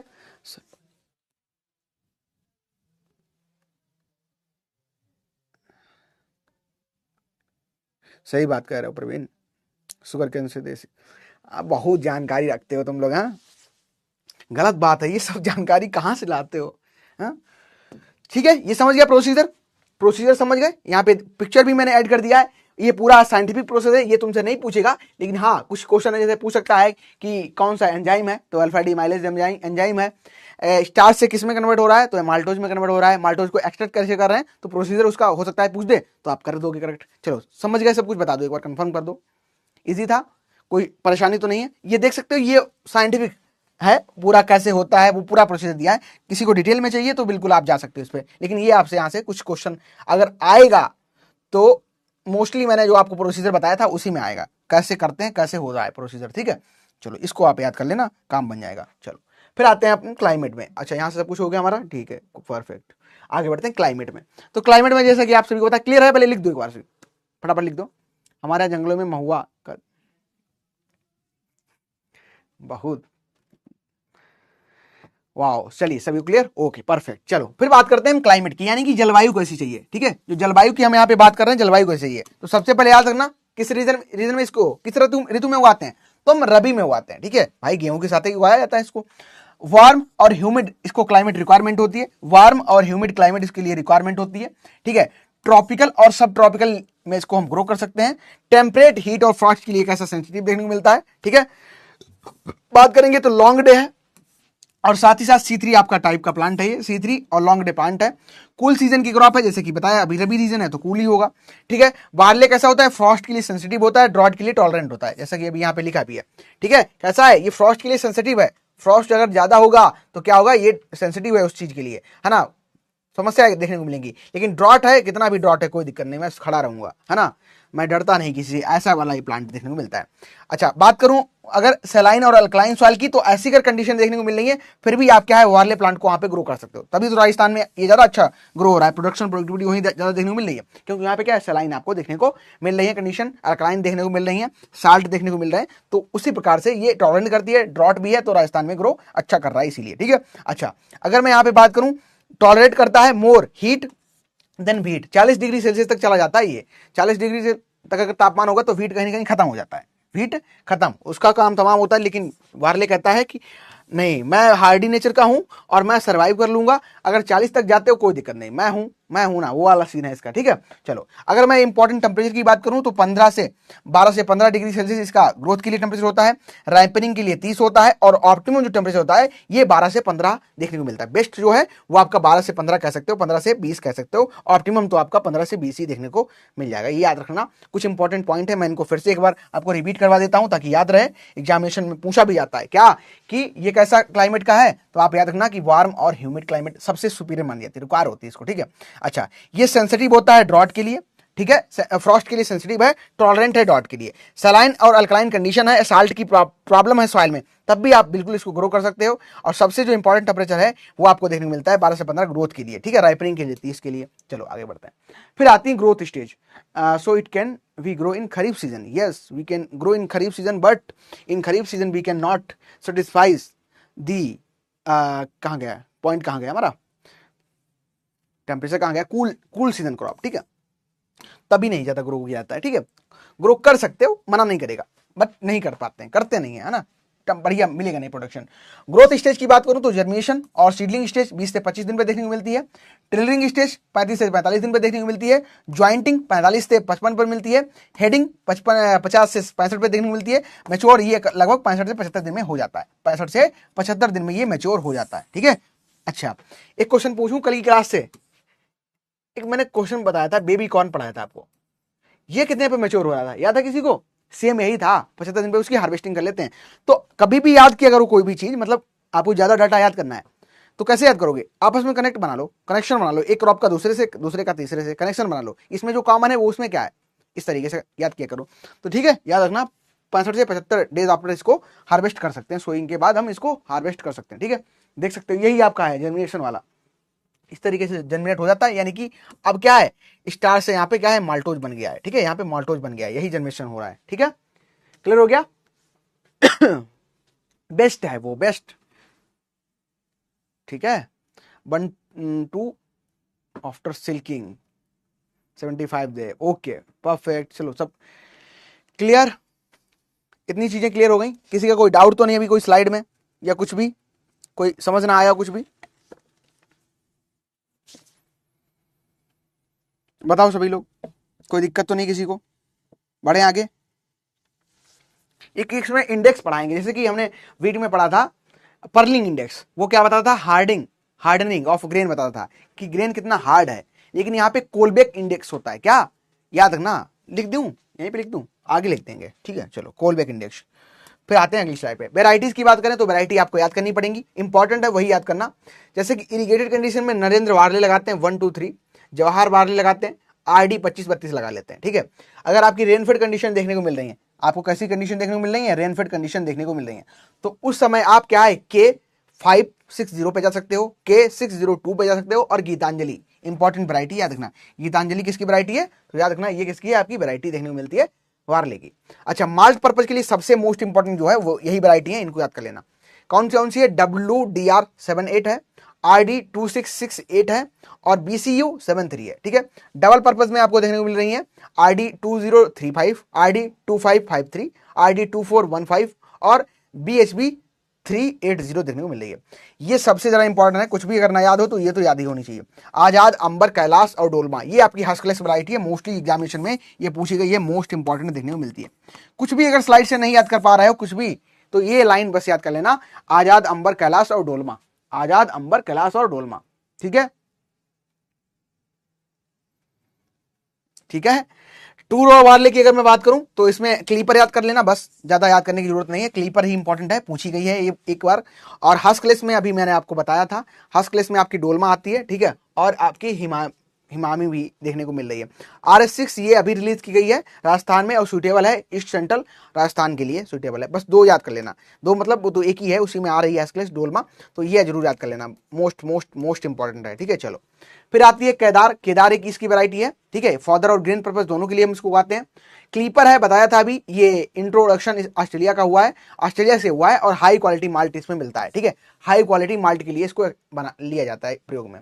विदाउट जो हस्क वैरायटी है उसमें कैलाश है, डोलमा है, हस्कलेस वैरायटी सेम ही है, बात तो एक ही है, वही देखने को मिलती है। हाई क्वालिटी माल्ट वैरायटी में क्लीपर है, सेम आपकी चीजें देखने को मिल रही है, घुमा फिरा के आपको क्या है, कंफ्यूज करने का प्रयास किया जा रहा है, लेकिन कंफ्यूज मत होना। आपको हस्क लेस पूछे तब आप सही कर देना, ठीक है। हस्क लेस पूछे, विदाउट हस्क पूछे तो सेम वही चीज है। अब वैरायटी आप लोग याद कर लेना, कुछ इंपॉर्टेंट है उन्हीं को याद करना है, ठीक है। चलो अब आते हैं हम इसके सीड रेट पर। इसके सीड रेट पर देखो, जो भी चीजें हैं एज पर द वीट इसको हम देते हैं। कुछ ही जो चीजें हैं वो डिफरेंट है इसमें। अब सीड रेट तो बिल्कुल चेंज होगा, क्लाइमेट तो एज पर वीट ही यहाँ पे डिपेंड करेगा, ज्यादा चेंजेस आपको देखने को नहीं मिलेगा, ठीक है। हॉट एंड ह्यूमिड कैसे, कूल ही है। मैंने आपको सही, आपको मैंने वहां पे क्या बताया कि कूल सीजन क्रॉप है, रबी में लगाते हो तो हॉट और ह्यूमिड की तो बात ही नहीं होती, वो तो खरीफ का होता है। हॉट और ह्यूमिड किसके लिए चाहिए, तो वो चाहिए राइस के लिए। लेकिन जो परफेक्ट कंडीशन होती है इसकी ग्रोइंग के लिए, तो वो कौन सी है, हॉट और ह्यूमिड देखने को कहीं ना कहीं आपको मिल जाता है, ठीक है।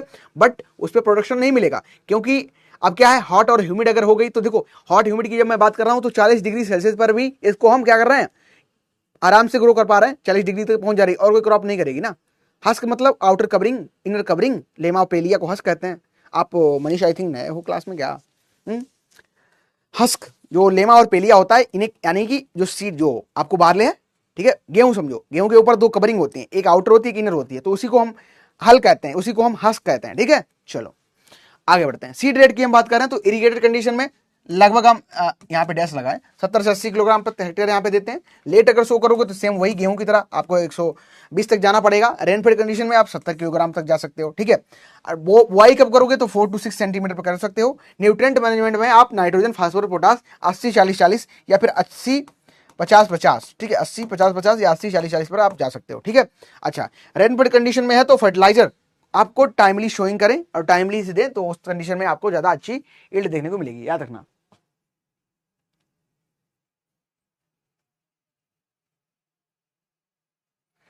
ठीक है। बढ़िया, आगे बढ़ते हैं, वाटर मैनेजमेंट की बात करेंगे। और वाटर मैनेजमेंट बेसिकली आपको, आप ज्यादा इसमें वाटर यूज इफिशिएंसी है, ग्रेटर वाटर यूज इफिशिएंसी देखने को मिलती है अदर क्रॉप के अपेक्षा। मैंने बताया ना आपको, अगर कोई टॉलरेंट है, अगर कह रहा है कि हम क्या है, हम स्ट्रेस टॉलरेंट हैं, स्ट्रेस मतलब कितना भी स्ट्रेस आ जाए, स्ट्रेस में क्या है, बायोटिक है और एबायोटिक है, यानी कि जितना भी टेम्परेचर ज्यादा हो जाए चाहे टेम्परेचर कम हो जाए, हम अरे ऊपर कोई असर होने वाला नहीं, ठीक है।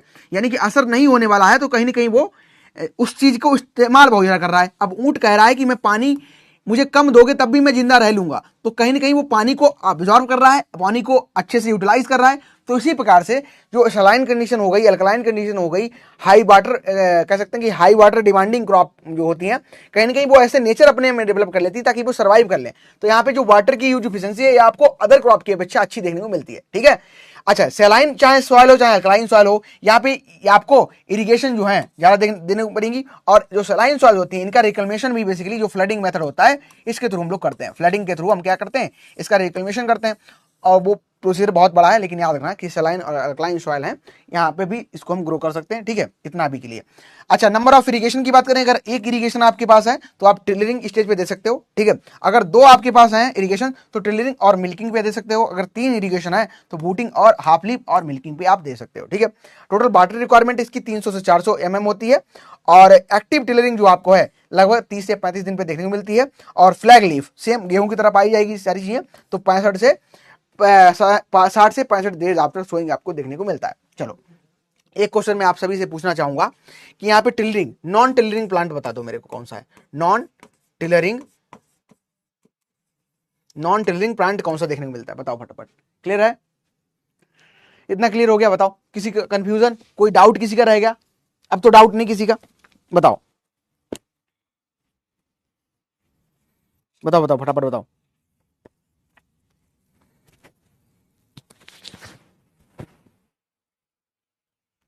कोई डाउट किसी का, किसी का कोई डाउट, या सारी चीज समझ आ गई? आगे बढ़े, आगे बढ़े।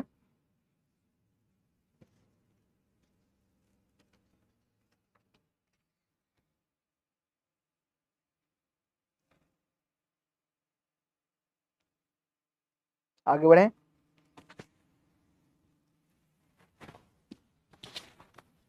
चलो ठीक है। भुट्टा बिल्कुल सही, मेज, हाँ ठीक है। नॉन टिलरिंग प्लांट कौन सा है, मेज, याद रखना आप लोग। यहां से सारी चीज क्लियर हो गई। अब आते हैं बीड मैनेजमेंट पे। अच्छा, बीड इसमें गेहूं की अपेक्षा ज्यादा देखने को मिलते हैं। बीड गेहूं की अपेक्षा इसमें ज्यादा देखने को मिलते हैं, याद रखना इस चीज को, ठीक है। बीड मैनेजमेंट की अगर हम लोग बात करें तो इसमें सबसे ज्यादा बीड देखने को मिलते हैं आपको एनाग्लुस अर्वेंसिस देखने को मिलता है, जिसको हम कृष्ण नील के नाम से जानते हैं, अवेनुआ फाटुआ देखने को मिलता है, ठीक है। तीनों टाइप की डॉर्मेंसी पाई जाती है, 3 टाइप डॉर्मेंसी मिलती है इसमें, याद रखना 3 टाइप डॉर्मेंसी देखने को मिलती है एविना फाटुआ में, ठीक है। तो बहुत ही ज्यादा बदतमीज किस्म का है ये एविना फाटुआ, ये इसको हम वाइल्ड ओट के नाम से जानते हैं। चिनोपोडियम अल्बम हो गया, गेहूं में भी लगता है, इसमें भी लगता है, बथुआ हो गया, ठीक है। सिटियम अर्वेंसिस हो गया, ये आपको केतली इसको नाम से जानते हैं। मेरिटोटस अल्बा हो गया, ये भी लगता है, मेरिटोटस इंडिका, सेंजी कहते हैं, सेंजी, याद रखना इसको। और बहुत सारे बीट इसमें देखने को मिलते हैं। और बीट की प्रॉब्लम एज पर द, अगर हम कंपेयर करें वीट और वार्ले में, तो यहाँ पे ज्यादा देखने को मिलेगा। सर मेरा डाउट बताओ, मेरा डाउट क्या डाउट है, ठीक है।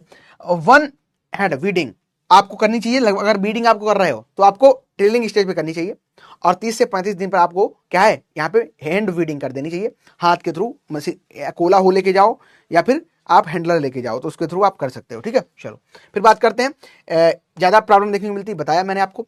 अच्छा, पोस्ट इमरजेंस हर्बिसाइड आप डाल सकते हो, 2,4-D डाल सकते हो, या फिर बात करें आप आइसोप्रिटोरान और मेटसल्फ्यूरान का भी प्रयोग कर सकते हो। आइसोप्रिटोरान बेसिकली कहीं ना कहीं अब रेजिस्टेंट देखने को मिल रहा है, लेकिन गेहूं के केस में है, इसमें ज्यादा तो नहीं है, तो आप आइसोप्रिटोरान का भी यूज कर सकते हो, मेटसल्फ्यूरान का यूज कर सकते हो, 2,4-D का यूज कर सकते हो, जो ब्रॉड लीफ बीड होते हैं, ठीक है।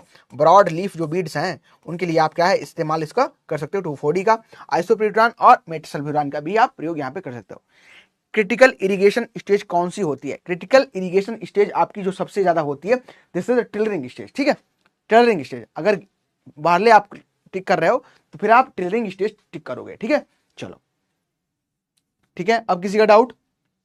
बीड मैनेजमेंट से भी आ जाता है क्वेश्चन, कभी कभी हो सकता है क्वेश्चन आपसे आ जाए, लेकिन क्वेश्चन वो आएगा आप सॉल्व कर लोगे, ऐसे पूछ देता है आपके एग्जामिनेशन में। नवाड़ वाले कुछ स्टूडेंट हैं उनके में एग्जाम में अगर ज्यादा नहीं डीप में नहीं जाएगा, आपसे बस यही पूछेगा कि बताओ ये जो ब्रॉड लीफ वीड है, ब्रॉड लीफ वीड है और बार्ले में कंफ्यूज करने के लिए बार्ले डाल देगा, बार्ले में किससे कंट्रोल होंगे? 2,4-D, किसी में हो ब्रॉड लीफ वीड है तो सबको लगाओगे आप क्या? 2,4-D। सल्फोसल्फ्यूरान का यूज कर सकते हैं क्या? हाँ, सल्फोसल्फ्यूरान का यहाँ पे क्या है, मेटसल्फ्यूरान का यूज कर तो रहे हो, रिप्लेसमेंट उसी का तो है। अच्छा, फ्लोक्लोरानिन की आप बात करोगे, आइसोप्यूटरान की बात करोगे, तो कहीं ना कहीं ये आपस में एक दूसरे के रिप्लेसमेंट हैं, ठीक है। किसी क्रॉप में हम आइसोप्यूटरान का यूज ना करके सल्फोसल्फ्यूरान का यूज कर रहे हैं, तो सल्फोसल्फ्यूरान रेजिस्टेंट देखने को मिल रहा है, तो आप मेटसल्फ्यूरान पे जा रहे हो। अगर बेस्ट की बात करो तो मेटसल्फ्यूरान पे जा रहे हो, ये मोस्टली बीट को किल कर देता है उस नेचर के, ठीक है। चलो कंफर्म हो गया डाउट? अब तो नहीं किसी का डाउट, आगे बढ़ा जाए फिर। बीट मैनेजमेंट हो गया, अब बात करेंगे हम हार्वेस्टिंग की। अच्छा, हार्वेस्टिंग से पहले सोइंग कोई बता सकता है कब सोइंग करेंगे? सोइंग इसीलिए नहीं बताया क्योंकि सारी चीजें आपको समान देखने को मिलेंगी। सोइंग बता सकते हो आप लोग? बताओ, अनुमान लगाओ कुछ, what is the correct answer, क्या हो सकता है? सोइंग, सोइंग कब करोगे, किस मंथ में आप करोगे? बताओ फटाफट, लिखो लिखो फटाफट, किस मंथ में आप सोइंग कर सकते हो इसकी, बताओ। सोइंग,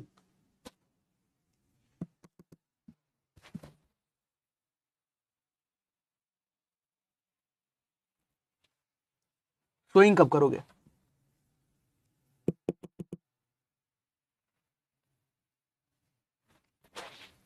अक्टूबर नवंबर, बिल्कुल सही है। अक्टूबर नवंबर, अक्टूबर नवंबर, बिल्कुल परफेक्ट, सभी का आंसर सही है। वाह, परफेक्ट परफेक्ट ऑफिसर्स, बहुत अच्छे। चलिए सभी का सही है, अक्टूबर नवंबर, ठीक है। जो कुछ चीजें कॉमन है वो सेम वीट की तरह है, क्योंकि साथ ही साथ हम उगाते हैं इनको, अक्टूबर नवंबर, परफेक्ट परफेक्ट, ठीक है। अच्छा, अगर मान चलो हम लेट सोइंग कर रहे हैं, इसकी लेट सोइंग कर रहे हैं, तब कब उगाओगे बताओ?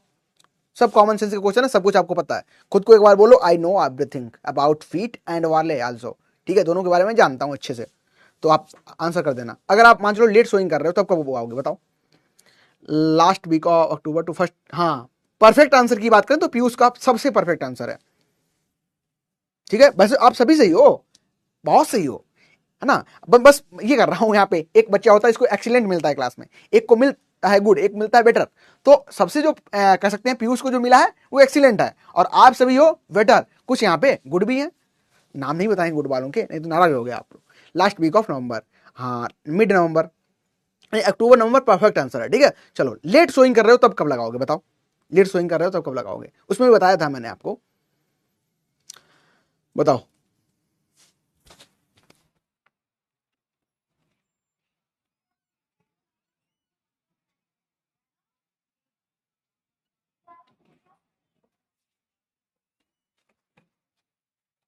बताओ फटाफट। क्या होगा करेक्ट आंसर? नवंबर 15 तक।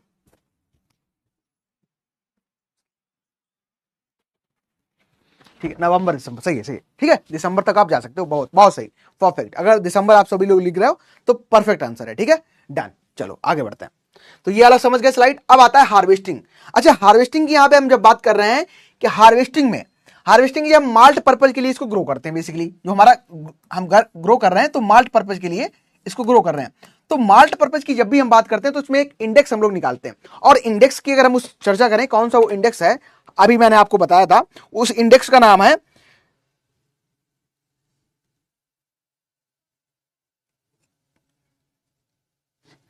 कोलबेक इंडेक्स। क्या है? कोलबेक इंडेक्स। सी से नहीं, वो को से, के से स्टार्ट होता है, ठीक है, याद रखना। क्या है?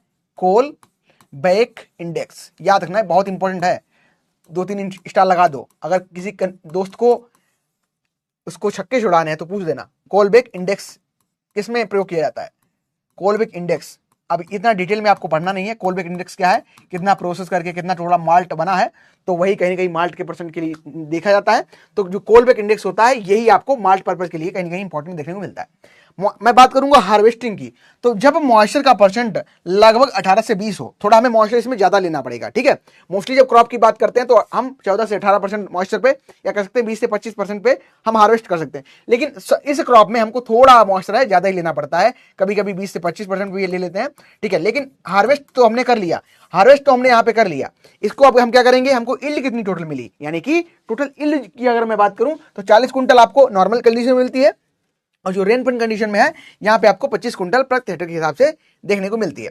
अब इसमें मैंने टेस्ट वेट आपको भी बताया था शुरुआत में ही, तो 35 हो गया। हार्वेस्ट इंडेक्स इसमें देखने को मिलता है आपको कितना, 30 से 40 देखने को मिलता है। स्टोरेज जो ग्रेन का आप करते हो ये 10 से 11 या फिर 12% याद रखना। एक वैल्यू याद रखनी है तो 12 याद रखना, 2 रखनी है तो 10 से 11 रखना। हार्वेस्ट इंडेक्स इंपॉर्टेंट है, याद रखना। हार्वेस्ट इंडेक्स क्या है, economic yield upon biological yield into 100, ठीक है। चलो ये आपको पता होना चाहिए। मैंने बताया जो सबसे इंपॉर्टेंट क्या है, दिस इज माल्ट पर्पज के लिए क्या निकालते हैं हम, कोलबेक इंडेक्स लेते हैं यहाँ पे, ठीक है। चलो सर एक बात, agriculture year and financial year last में बता दीजिए, डाउट रहता है। एग्रीकल्चर ईयर कौन सा एग्रीकल्चर ईयर? अरे इसको छोड़ो, तुम एक चीज को पकड़ के कंफ्यूज क्यों हो रहे हो, लो ठीक है। हाँ मैंने 6 रो और 2 रो का बताया था ना वहां पे। चलो ठीक है, हाँ वो जो सही बताया, जो सारी चीजें इन्फॉर्मेशन आपको मिल रही है वो परफेक्ट मिल रही है। टेक्स्ट बुक्स में होता है ना, इधर उधर चेंज हो जाता है। कोई टेक्स्ट बुक पढ़ो तो वहाँ पे आपको 30 मिलेगा, कहीं 40 मिल जाएगा। टेस्ट वेट से इतना क्वेश्चन आपको नहीं देखने को मिलेगा, ठीक है। बस जो पहले बताया वही सही है, परम सत्य वही है यहाँ पे, ठीक है। याद रखना ये वाला कोलबेक इंडेक्स, ठीक है। चलो तो ये आपका हार्वेस्टिंग से हो गया, और अब तो हमारी क्रॉप भी खत्म हो गई है, ठीक है। बारले को एमसीक्यूज कर लेते हैं एक बार, मैं कुछ प्रश्न आपको रिवाइज करा देता हूं, चलो बताओ फटाफट। एक तो हमने सबसे पहले क्या पढ़ा था, कुछ प्रश्न जो गिराएंगे, जो हमारा बारले है, ठीक है, जो बारले की हम बात कर रहे हैं, बारले की बात कर रहे हैं, किस लैंग्वेज से ड्राइव हुआ है, एक तो इसको बता दो आप लोग फटाफट लिखते चलो, फिर एमसीक्यूज कराता हूं, रिवीजन करवा देता हूं थोड़ा, ठीक है। अच्छा, किस पर्पज के लिए ग्रो करते हैं हम इसको, हमारा पर्पज क्या है मेन इसको ग्रो करने का, पर्पज क्या है, ठीक है। पर्पज के बाद अगर बात करूं मैं, इसमें प्रोटीन परसेंट कितना देखने को मिलता है। जो ब्लैक कलर की रोटी होती है, ब्लैक कहूं या मैं कहूं ब्राउनिश, ब्राउन कलर की रोटी हो जाती है, ये किसके कारण हो जाती है, इसका भी आप लोग आंसर कर दो फटाफट। चलो अच्छा, मैं अगर यहाँ पे आपसे बात करूं क्रोमोसोम की, 2n यहाँ पे कितने देखने को मिल रहे हैं।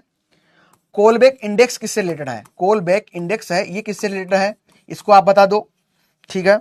अच्छा, इरिगेशन स्टेज आप लोग फटाफट लिख दो, कौन कौन सी इंपॉर्टेंट इसमें थी, सबसे क्रिटिकल एक लिख देना, सिर्फ एक लिखना है यहाँ पे, ठीक है, एक लिख दो, इरिगेशन की स्टेज लिख दो। अच्छा ठीक है, अब हाँ इससे हम प्रोडक्ट कौन कौन से बना रहे थे, प्रोडक्ट जो हम लोग बना रहे हैं वो कौन कौन से प्रोडक्ट हैं उनके बारे में थोड़ा आप लोग लिख दो फटाफट, आपके आंसर में देख लेता हूं। चलो सभी लोग एक बार रिवीजन कर लो, कुछ कुछ इंपॉर्टेंट पॉइंट है यहां से सीधे क्वेश्चन बनते हैं, वो यहां पे मैंने बता दिए। एक वैरायटी लिख देना हस्कलेस, हस्क लेस वैरायटी के बारे में लिख देना, आपको एक वैरायटी लिख देनी है, ठीक है। चलो बता दो फटाफट।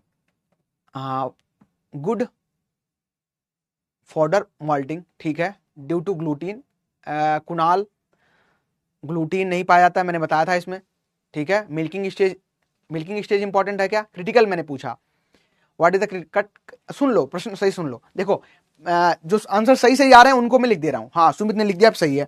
अब आंसर करेक्ट आ रहे हैं उनको मैं फटाफट लिख देता हूं, आपके क्या है, मैंने पूछा वार्ले, वार्ले कैसा है, तो संस्कृत का वर्ड है, बिल्कुल आपने सही लिखा, संस्कृत का ये वर्ड है, और संस्कृत किस वर्ड से बना है, तो युवा से बन के बना है, ठीक है। पर्पज मैंने पूछा, तो पर्पज आपने बताया कि क्या है पर्पज, पर्पज इसका क्या है, माल्ट एक्सट्रैक्ट करना, ठीक है, माल्टिंग के लिए हम लेते हैं, ठीक है। प्रोटीन सभी ने बताया है 11.5 से, हाँ 11.5 से 11.8, मोटा मोटा याद कर लो इसको। और मैंने कहा ब्लैक रोटी क्यों होती है, ब्राउन क्यों होती है, ट्रिप्सोन जो आपका मैंने आपके यहाँ पे एंजाइम बताया, इसके द्वारा क्या होती है, यहाँ पे रोटी ब्लैक या ब्राउन हो जाती है, ठीक है, due to lack of gluten, हाँ लैक ऑफ ग्लूटीन, ग्लूटीन नहीं पाया जाता है। और मेन इंपॉर्टेंट बात करूं, अगर मैं ग्लूटीन, वो तो सही बात है, नहीं पाया जाता, ट्रिप्सोन के द्वारा कलर इसका होता है। क्रोमोसोम अगर मैंने लिखा, क्रोमोसोम कितने थे इसमें, बताओ भाई, क्रोमोसोम बताओ फटाफट कितने थे, क्रोमोसोम किसी ने नहीं लिखे, हाँ हाँ बताओ फटाफट फटाफट, 20 क्रोमोसोम, हाउ मेनी क्रोमोसोम, बताओ क्रोमोसोम कितने हैं, क्रोमोसोम हो गया, फिर इरिगेशन, इरिगेशन के लिए आंसर आ गया है क्या, टेलरिंग आ गया, ठीक है, टेलरिंग आ गया आंसर आप सभी का, और बताओ टेलरिंग स्टेज हो गई आपकी, ठीक है। प्रोडक्ट बता दिए 14, 20, ये लो, बहुत बढ़िया, ऐसे चलेगा क्लास, आधे बोल रहे हो 14 होगा, आधे बोल रहे हो 20 होगा, 20 14 में सबको कंफ्यूज चल रहा है, आधे आधे बट गए, 2 क्लास में बट गई पूरी क्लास, बताओ भाई, अब तो गलत बात हो गई, हाँ। क्रोमोसोम, क्रोमोसोम ही भूल गए हो, मैंने आपको बताई थी ट्रिक भी कैसे याद करना है, अब तो आपने लाज भी नहीं किया, कैसे याद करना था उसको बताया था आपको, साथ में एक कनेक्ट करके याद करो, और कनेक्ट करके आपने ऐसा याद किया कि आपने कनेक्ट ज्यादा कुछ कर लिया, बहुत गलत बात है ये तो, मैं भी थक गया हूं आपकी गलत क्वेश्चन को देख देख के। 14 होगा, हाँ बोला था ना 14 करेक्ट होगा, किसके साथ याद करना है, पी के साथ याद करना है, या चिकपी के साथ याद करना है, दोनों में तो 14 14 होते हैं, कनेक्ट कर लो, आपस में 20 क्यों कह रहे हो, हाँ अब सही है 14 ही होगा, बिल्कुल सही। कोलबैक इंडेक्स किससे संबंधित है, तो ये बार्ले से संबंधित है, अगर क्वेश्चन पूछा जाता है, ठीक है, बार्ले से संबंधित है, करेक्ट हो गया। प्रोडक्ट नहीं बताए हो, कौन कौन से प्रोडक्ट बनाते हैं ये भूल गए हो क्या, ये तो आपकी फेवरेट प्रोडक्ट होंगे, है ना। चलिए officers, how is the 44% callback index, हाँ भूमिका बिल्कुल सही लिखा है, ठीक है, 40 से 44% यहाँ पे आपको कोलबैक इंडेक्स देखने को मिलता है, यहाँ क्यों लिख दिया, कोलबैक इंडेक्स यहाँ पे है, ठीक है, 40 से 44 देखने को मिल रहा है, और ये कहीं ना कहीं माल्टिंग से संबंधित है। प्रोडक्ट बता दो, प्रोडक्ट बता दो, हाँ सही है, ठीक है डन परफेक्ट।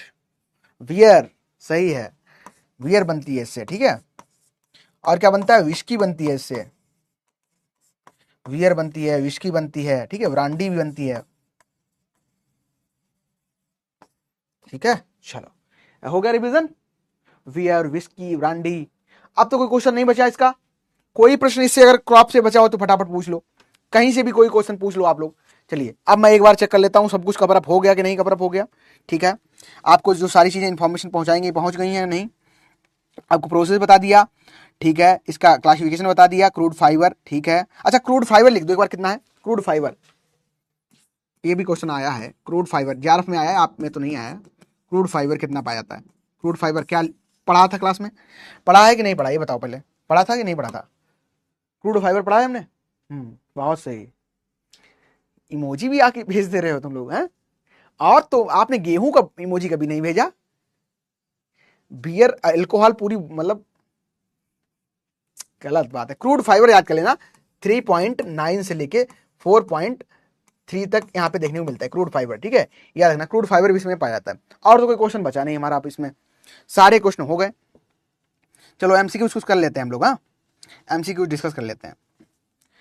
एक और याद कर लेना, AICRP, AICRP all India coordinated research, इस पे कब स्टार्ट हुआ था, इन द ईयर ऑफ 1967 में स्टार्ट हुआ था। चलो ठीक है, प्रश्न कर लेते हैं फटाफट, प्रश्न कर लेते हैं। क्रूड फाइबर, हाँ 3 to 5 याद कर सकते हो, ठीक है 3 to 5 याद कर सकते हो, 3 to 5 कर लो, यहाँ पे 4.5 या फिर 5 कर लो, ज्यादा याद रहेगा। कैसे याद रख पाओगे इसको, डबल कर दो इसको, रुक जाओ, ऐसे याद भूल जाओगे तुम।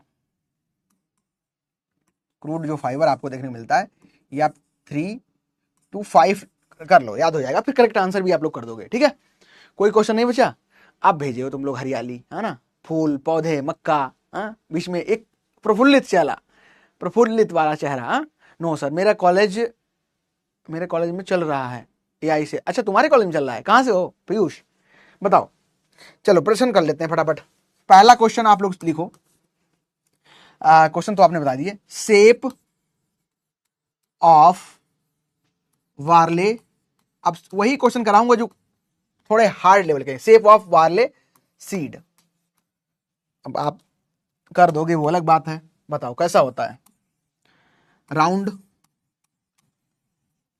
बी ओवल, सी ओवल हो गया, ठीक है, थैंक यू। ओवल हो गया, राउंड हो गया, और ठीक है, दूसरा आपका यहां पे निकल के आएगा इलेप्टिकल हो गया, इलेप्टिकल हो गया, और डी यहां पे निकल के आएगा ऑल ऑफ दीज। अब करो फटाफट क्वेश्चन, रुक जाना, वो ले लो, बोर्ड ले लो, लीडर बोर्ड। चलो अब आया ऑप्शन, फटाफट करो, क्या होगा करेक्ट आंसर इसका, बताओ। मुझे लगा कठिन क्वेश्चन बना दिया हमने, तुम तो बड़ा होशियार निकले। करेक्ट आंसर कर दियो।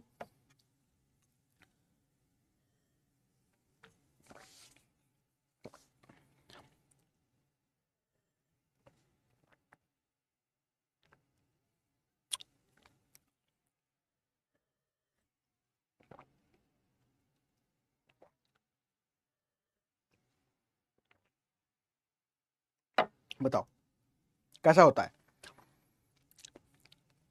अब मुझे लग रहा है क्वेश्चन तगड़ा बनाना पड़ेगा।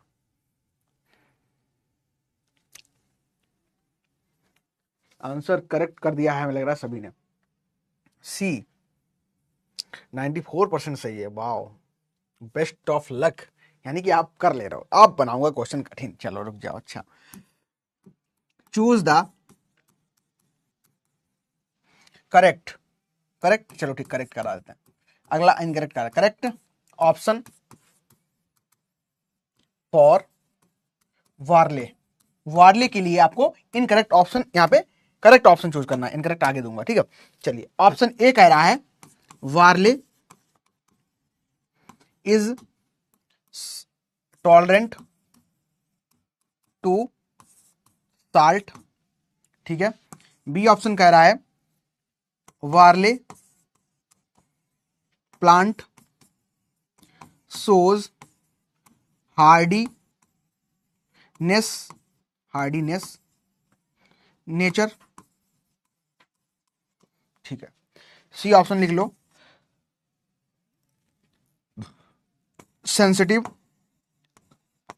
To frost and tolerant to heat. ठीक है, अभी रुको, ऑप्शन 5 बनेंगे, अभी रुक जाओ। ऑप्शन डी कह रहा है ऑल ऑफ दीज। अगला क्वेश्चन कठिन दूंगा, ये इसको करो। What is the correct answer, choose the correct option. Correct option आपको चूज करना है। आंसर लिख के बैठे हो पहले तुम लोग।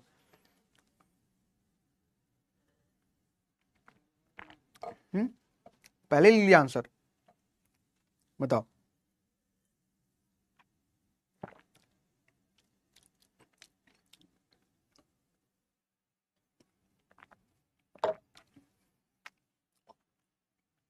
ऑल ऑफ दीज सभी करेक्ट हैं, चलो सही है, ठीक है।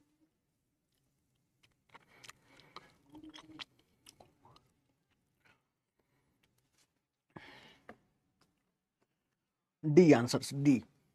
चलो भाई देखते हैं, आंसर आपका डी होगा सही। 89% सभी का सही। चलिए बहुत सही, एक क्वेश्चन और ले लो। क्वेश्चन कह रहा है कि साइंटिफिक नेम ऑफ टू रो वार्ले। ये तो इजी हो गया आप सभी के लिए ना, इजी हो गया ये तो। हार्डियम हार्डियम स्ट्रॉन्ग, हार्डियम नूडम, सी हार्डियम बल्गेर, या फिर डी ऑल ऑफ दीज। चलो करो, बताओ भाई, टू रे वार्ले का साइंटिफिक नेम क्या होगा? बताओ बताओ बताओ, टू रे वार्ले का नाम क्या होगा?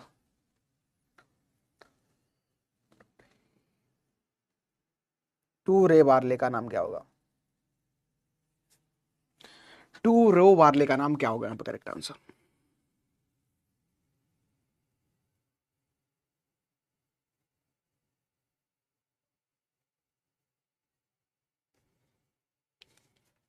अच्छा, टू रो वार्ले का नाम क्या होगा यहाँ पे? चलो, आप लोग किस यूनिवर्सिटी से हो, कहाँ कहाँ से हो आप लोग, बताओगे आप लोग जरा खुद का इंट्रोडक्शन, किस यूनिवर्सिटी से हो, जरा लिखो सभी लोग। सर कैसे प्लीज, सर और 5 क्वेश्चन कैसे प्लीज, मतलब क्या कह रहे हो? यहाँ पे अगर हम करेक्ट आंसर की बात करें तो हमारा आंसर कौन सा सही होगा? ए ऑप्शन सही हो जाएगा। ठीक है, चलिए 80% लोगों का यहाँ पे करेक्ट आंसर देखने को मिल रहा है। ओके परफेक्ट, चलिए ठीक है, और लिख दो आंसर। और क्वेश्चन करा दे, एक क्वेश्चन और करा देते हैं। क्वेश्चन आपको करा देता हूं एक और। प्रश्न लिखो, बार्ले इज ओरिजिनेटेड फ्रॉम, कहां से ओरिजिन हुआ है? Option A Ethiopia, option Ethiopia नहीं, रुक जाओ, अफ्रीका, इंडिया, सी चाइना, डी रशिया, ई ईरान। चलो बताओ, तब तक लिख दो आप लोग कहाँ कहाँ से हो। हाँ, अरे यार ऊपर चला गया आप लोगों तो, एमपी राउरी, Graphic Era University, RPSU Prayagraj, PRP Raju भैया, ठीक है प्रयागराज, अफ्रीका, ठीक है विक्रम यूनिवर्सिटी उज्जैन, सेम सुमित। आधे लोग ऊपर चले गए कमेंट, कोई ना। अच्छा, ग्राफिक एरा से भी हैं हमारे यहाँ पे, PRSU यूनिवर्सिटी प्रयागराज, PRF रज्जू भैया, अफ्रीका विक्रम यूनिवर्सिटी उज्जैन। बताओ करेक्ट आंसर बताओ फटाफट। और कोई? पीयूष शीर्ष से कानपुर। चलिए, पूरा भारत एकत्र है यहाँ पे, है ना। बस जल्दी से जल्दी आप, शुभकामनाएं आप सभी को, ऑफिसर्स बन जाओ जल्दी, है ना। MP KV राउरी, स्वाट्स प्रयागराज, ठीक है। स्वाट्स की कोई बता सकते हो, what is the full form of Swarts? Swarts का कोई बता सकता है फुल फॉर्म? नैनी यूनिवर्सिटी इसको कहते हैं, ठीक है। सबसे पहले जो आपका एक प्लाऊ था, प्लाऊ में भी बेसिकली कौन सा एक हल बनाया गया था प्रयागराज स्वाट्स यूनिवर्सिटी से, ठीक है। सेम हैंगिस बाटम, नाम बता सकते हो पूरा इसका कोई? कुणाल मेधा सेम यूनिवर्सिटी, अच्छा कुणाल और मेधा एक ही यूनिवर्सिटी से हैं, लेकिन नाम तो मुझे पता ही नहीं चला कौन सी यूनिवर्सिटी, ऊपर कमेंट चले गए। ठीक है, चलो तो करेक्ट आंसर की अगर हम लोग बात करेंगे तो आंसर ए पे आप अफ्रीका लगा सकते हो, 85% लोगों का सही है बिल्कुल। ठीक है, चलिए मोस्ट ऑफ जो क्वेश्चन आपको कराए गए वो आपने करेक्ट कर दिए। ठीक है, ओके ओके डन परफेक्ट। ठीक है, तो आज हम सिर्फ अपना जो वार्ले है इसी को डिस्कस करते हैं। कल यानी कि जब हम मिलेंगे अगली क्लास में, तो अगली जो हमारी क्रॉप रहेगी इसमें सोरगम को डिस्कशन किया जाएगा। ठीक है, सोरगम को डिस्कस करेंगे, और कोई भी क्वेश्चन आप प्रयास करना कि आज आपको डीपीपी मिल जाएगी आई थिंक, और क्वेश्चन जहां से भी आप प्रयास करना, जिस भी बुक से आपको एमसीक्यू मिल पाए वहां से आप एमसीक्यूज प्रैक्टिस कर लेना, और हम लोग तो आपको प्रोवाइड ही करते हैं। ठीक है, हम लोग तो आपको प्रोवाइड ही करते हैं एमसीक्यूज, उसको भी आप प्रैक्टिस करते रहना। और अब आपको वार्ले से कोई क्वेश्चन, कहीं से भी क्वेश्चन मिलेगा तो मुझे नहीं लगता कि आपको हार्ड या टफ वो लगने वाला है, क्योंकि क्वेश्चन मोस्टली आपके हो ही गए हैं। ठीक है, जो भी क्वेश्चन थे वो मैंने यहाँ पे आपको करके भी बना बना के भी प्रोवाइड कर दिए, कैसे बन सकते हैं, क्या एक एग्जामिनर सोच सकता है या कोई भी अगर बारले पढ़ा है तो क्या वो सोच सकता है उसके बारे में, कौन कौन से प्रश्न है वो बना सकता है। तो डिटेल में आपको मैंने प्रश्न करवा दिए और आपने अच्छा भी किया। अभी चलो देख लेते हैं, ठीक है। मैं बुक सजेस्ट करूं, किस चीज़ की बुक की बात कर रहा हूँ, कोई आप स्पेसिफिक बुक चाहते हो तो देखो यहाँ पे आप लीडर बोर्ड देख लो, ये थोड़ा हमें भी आज मोटिवेट कर रहा है आपका लीडर बोर्ड। मैंने जो कहा था वो कहीं ना कहीं आप फॉलो भी कर रहे हो। तो खुशबू 4 नंबर बिल्कुल सबसे कम समय लेके, सुमित, मानवी, मेधा, रवि, पीयूष, मयंक, आशीष, दीपिका और श्रद्धा सभी ने अच्छा परफॉर्मेंस किया है। और हमारा कह सकते हैं जो हमारा ग्राफ है कुछ हमें इस तरीके से पैटर्न देखने को मिल रहा है, ठीक है। बढ़ता ही जा रहा है, यही चाहिए पैटर्न, ठीक है। होल एग्रीकल्चर क्वेश्चन प्रैक्टिस, ठीक है। होल क्वेश्चन एग्रीकल्चर प्रैक्टिस की अगर एक बुक की बात करोगे तो आप सभी जानते हो और इसका अंतबा उससे प्रैक्टिस कर सकते हो, लेकिन अब वो पुरानी हो चुकी है, उसमें अब क्वेश्चन आपको लेवल उसका सही नहीं मिलेगा। हम ट्राई यही कर रहे हैं कि आपको हम बेस्ट एग्रीकल्चर के एमसीक्यूज बना के प्रोवाइड करें, वो हमारी डीपीपीज, और हम जल्दी ही आपके लिए बहुत सारी व्यवस्थाएं भी करने वाले हैं। तो आप जुड़े रहिए और कुछ बुक्स सजेस्ट मैं कर दूंगा, ठीक है। देखता हूं, पहले एक बार मैं खुद वेरीफाई कर लूं उन बुक्स को, क्योंकि कुछ जो वन लाइनर मत जाओ, क्योंकि अब देखो यहाँ पे कोई प्रश्न हो, जैसे वन लाइनर में लेके आता हूँ पीपीटीज में, कोई हाईलाइटिंग चीज होती है उसको मैं वहाँ पे आपको एक्सप्लेन करता हूँ, ठीक है। अब मैं अगर यहाँ पे कल मैं आपको वर्ड यूज किया कि इनब्रीड लाइन होती है, इनब्रीड लाइन किसमें प्रयोग की जाती है, क्वेश्चन सीधे आएगा, सीधे क्वेश्चन यही आएगा कि इनब्रीड लाइन कौन सी होती है। अब इनब्रीड लाइन क्या है आपको ये तो पता ही नहीं पहले ना, पहले तो आपको इनब्रीड पता हो तो वन लाइन में लिखा होगा इनब्रीड लाइन ये है, तो कौन सी है आपको यही नहीं पता इनब्रीड होता क्या। पूछ ले मल्टी लाइन क्या होता है, तो मल्टी लाइन में आप याद कर लोगे ये मल्टी लाइन है, मल्टी लाइन होता क्या है ना। पूछ ले आउटर कवरिंग इनर कवरिंग होती क्या है, हुल लेमा है क्या, हस्क है क्या, तो वन लाइन में पूछ लेगा, वन लाइन में तो आप पढ़ लोगे हस्क है, हस्क लेस है, लेकिन क्या है एक्चुअली वो चीज क्या है, जब पता होता है तो आप जितने भी प्रश्न कठिन बना दो आप कर लेते हो, आपका कॉन्फिडेंस होता है उस चीज में, ठीक है। आपको लगता है कि नहीं ये तो मैंने पढ़ा है और ये मैं क्वेश्चन अटेम्प्ट कर दूंगा, वो भले ही आपसे कहीं ना कहीं कभी कभी रीजन होता है ना, हमारा प्रेजेंस ऑफ माइंड नहीं होता है, हम चीजें कुछ और सोचते हैं लेकिन गलती हो जाती है, वो उस चीज को आप मत ख्याल रखो, वो छोड़ो, वो सारी चीजें कहीं ना कहीं जब आप पढ़ोगे तो कॉन्फिडेंस बिल्डअप होगा, ठीक है। सर क्विक रिवीजन को सही, हाँ क्विक रिवीजन में बिल्कुल अगर आपने पढ़ के रखा है तो क्विक रिवीजन में आप वन लाइनर पे जा सकते हो और वही ऑथेंटिक बुक को आप प्रेफर करो, ठीक है। So thank you everyone, thank you for joining this nice session, और आप ही सभी की वजह से ये नाइस सेशन हो पाता है। एक काम कर लेना, बस आपको थोड़ा सा मैं एक काम दे रहा हूं आज के लिए, वो काम ये रहेगा कि जितना भी अभी तक हमने पढ़ा है, जितनी भी क्रॉप हमने कौन कौन सी क्रॉप पढ़ ली है, हमने कौन कौन सी क्रॉप पढ़ ली है, हमने व्हीट डिस्कस कर लिया है, ठीक है, व्हीट हमने पढ़ लिया है। व्हीट के अलावा हमने क्या पढ़ा है, राइस को पूरा कंप्लीट पढ़ लिया है, राइस को, और हमने मेज को पढ़ लिया है कंप्लीट, ठीक है, मेज हमने पढ़ लिया है। और ये हमारी इंपॉर्टेंट जो क्रॉप है, ये बहुत ही ज्यादा इंपॉर्टेंट क्रॉप हमारी होने वाली है, और हमने आज जो है वो बार्ले को भी डिस्कस कर लिया है। तो अब जब आपके पास संडे है और संडे में कुछ नहीं, एक काम करना है आपको, सारी चीजें पहले से पता है, कम से कम 1 से 1 घंटा, चलो 1 घंटा ही दे देते हैं अभी के लिए, जो 1 आवर है, this is perfect for revision. Revision कर लेना इसका, आना तो मैं प्रैक्टिस भी करा दूंगा मंडे को, ठीक है, प्रैक्टिस भी करा दूंगा। Thank you everyone for joining, और आप ही की वजह से कहीं क्लास हमारी बहुत अच्छी हो पाती है, ठीक है। चलिए अगली क्लास में मिलेंगे और वहां पे हम सोरगम को डिस्कस करने वाले हैं, ठीक है। थैंक यू, ख्याल रखिए खुद का, मुस्कुराते रहिए, हंसते रहिए और पढ़ते रहिए। Thank you everyone.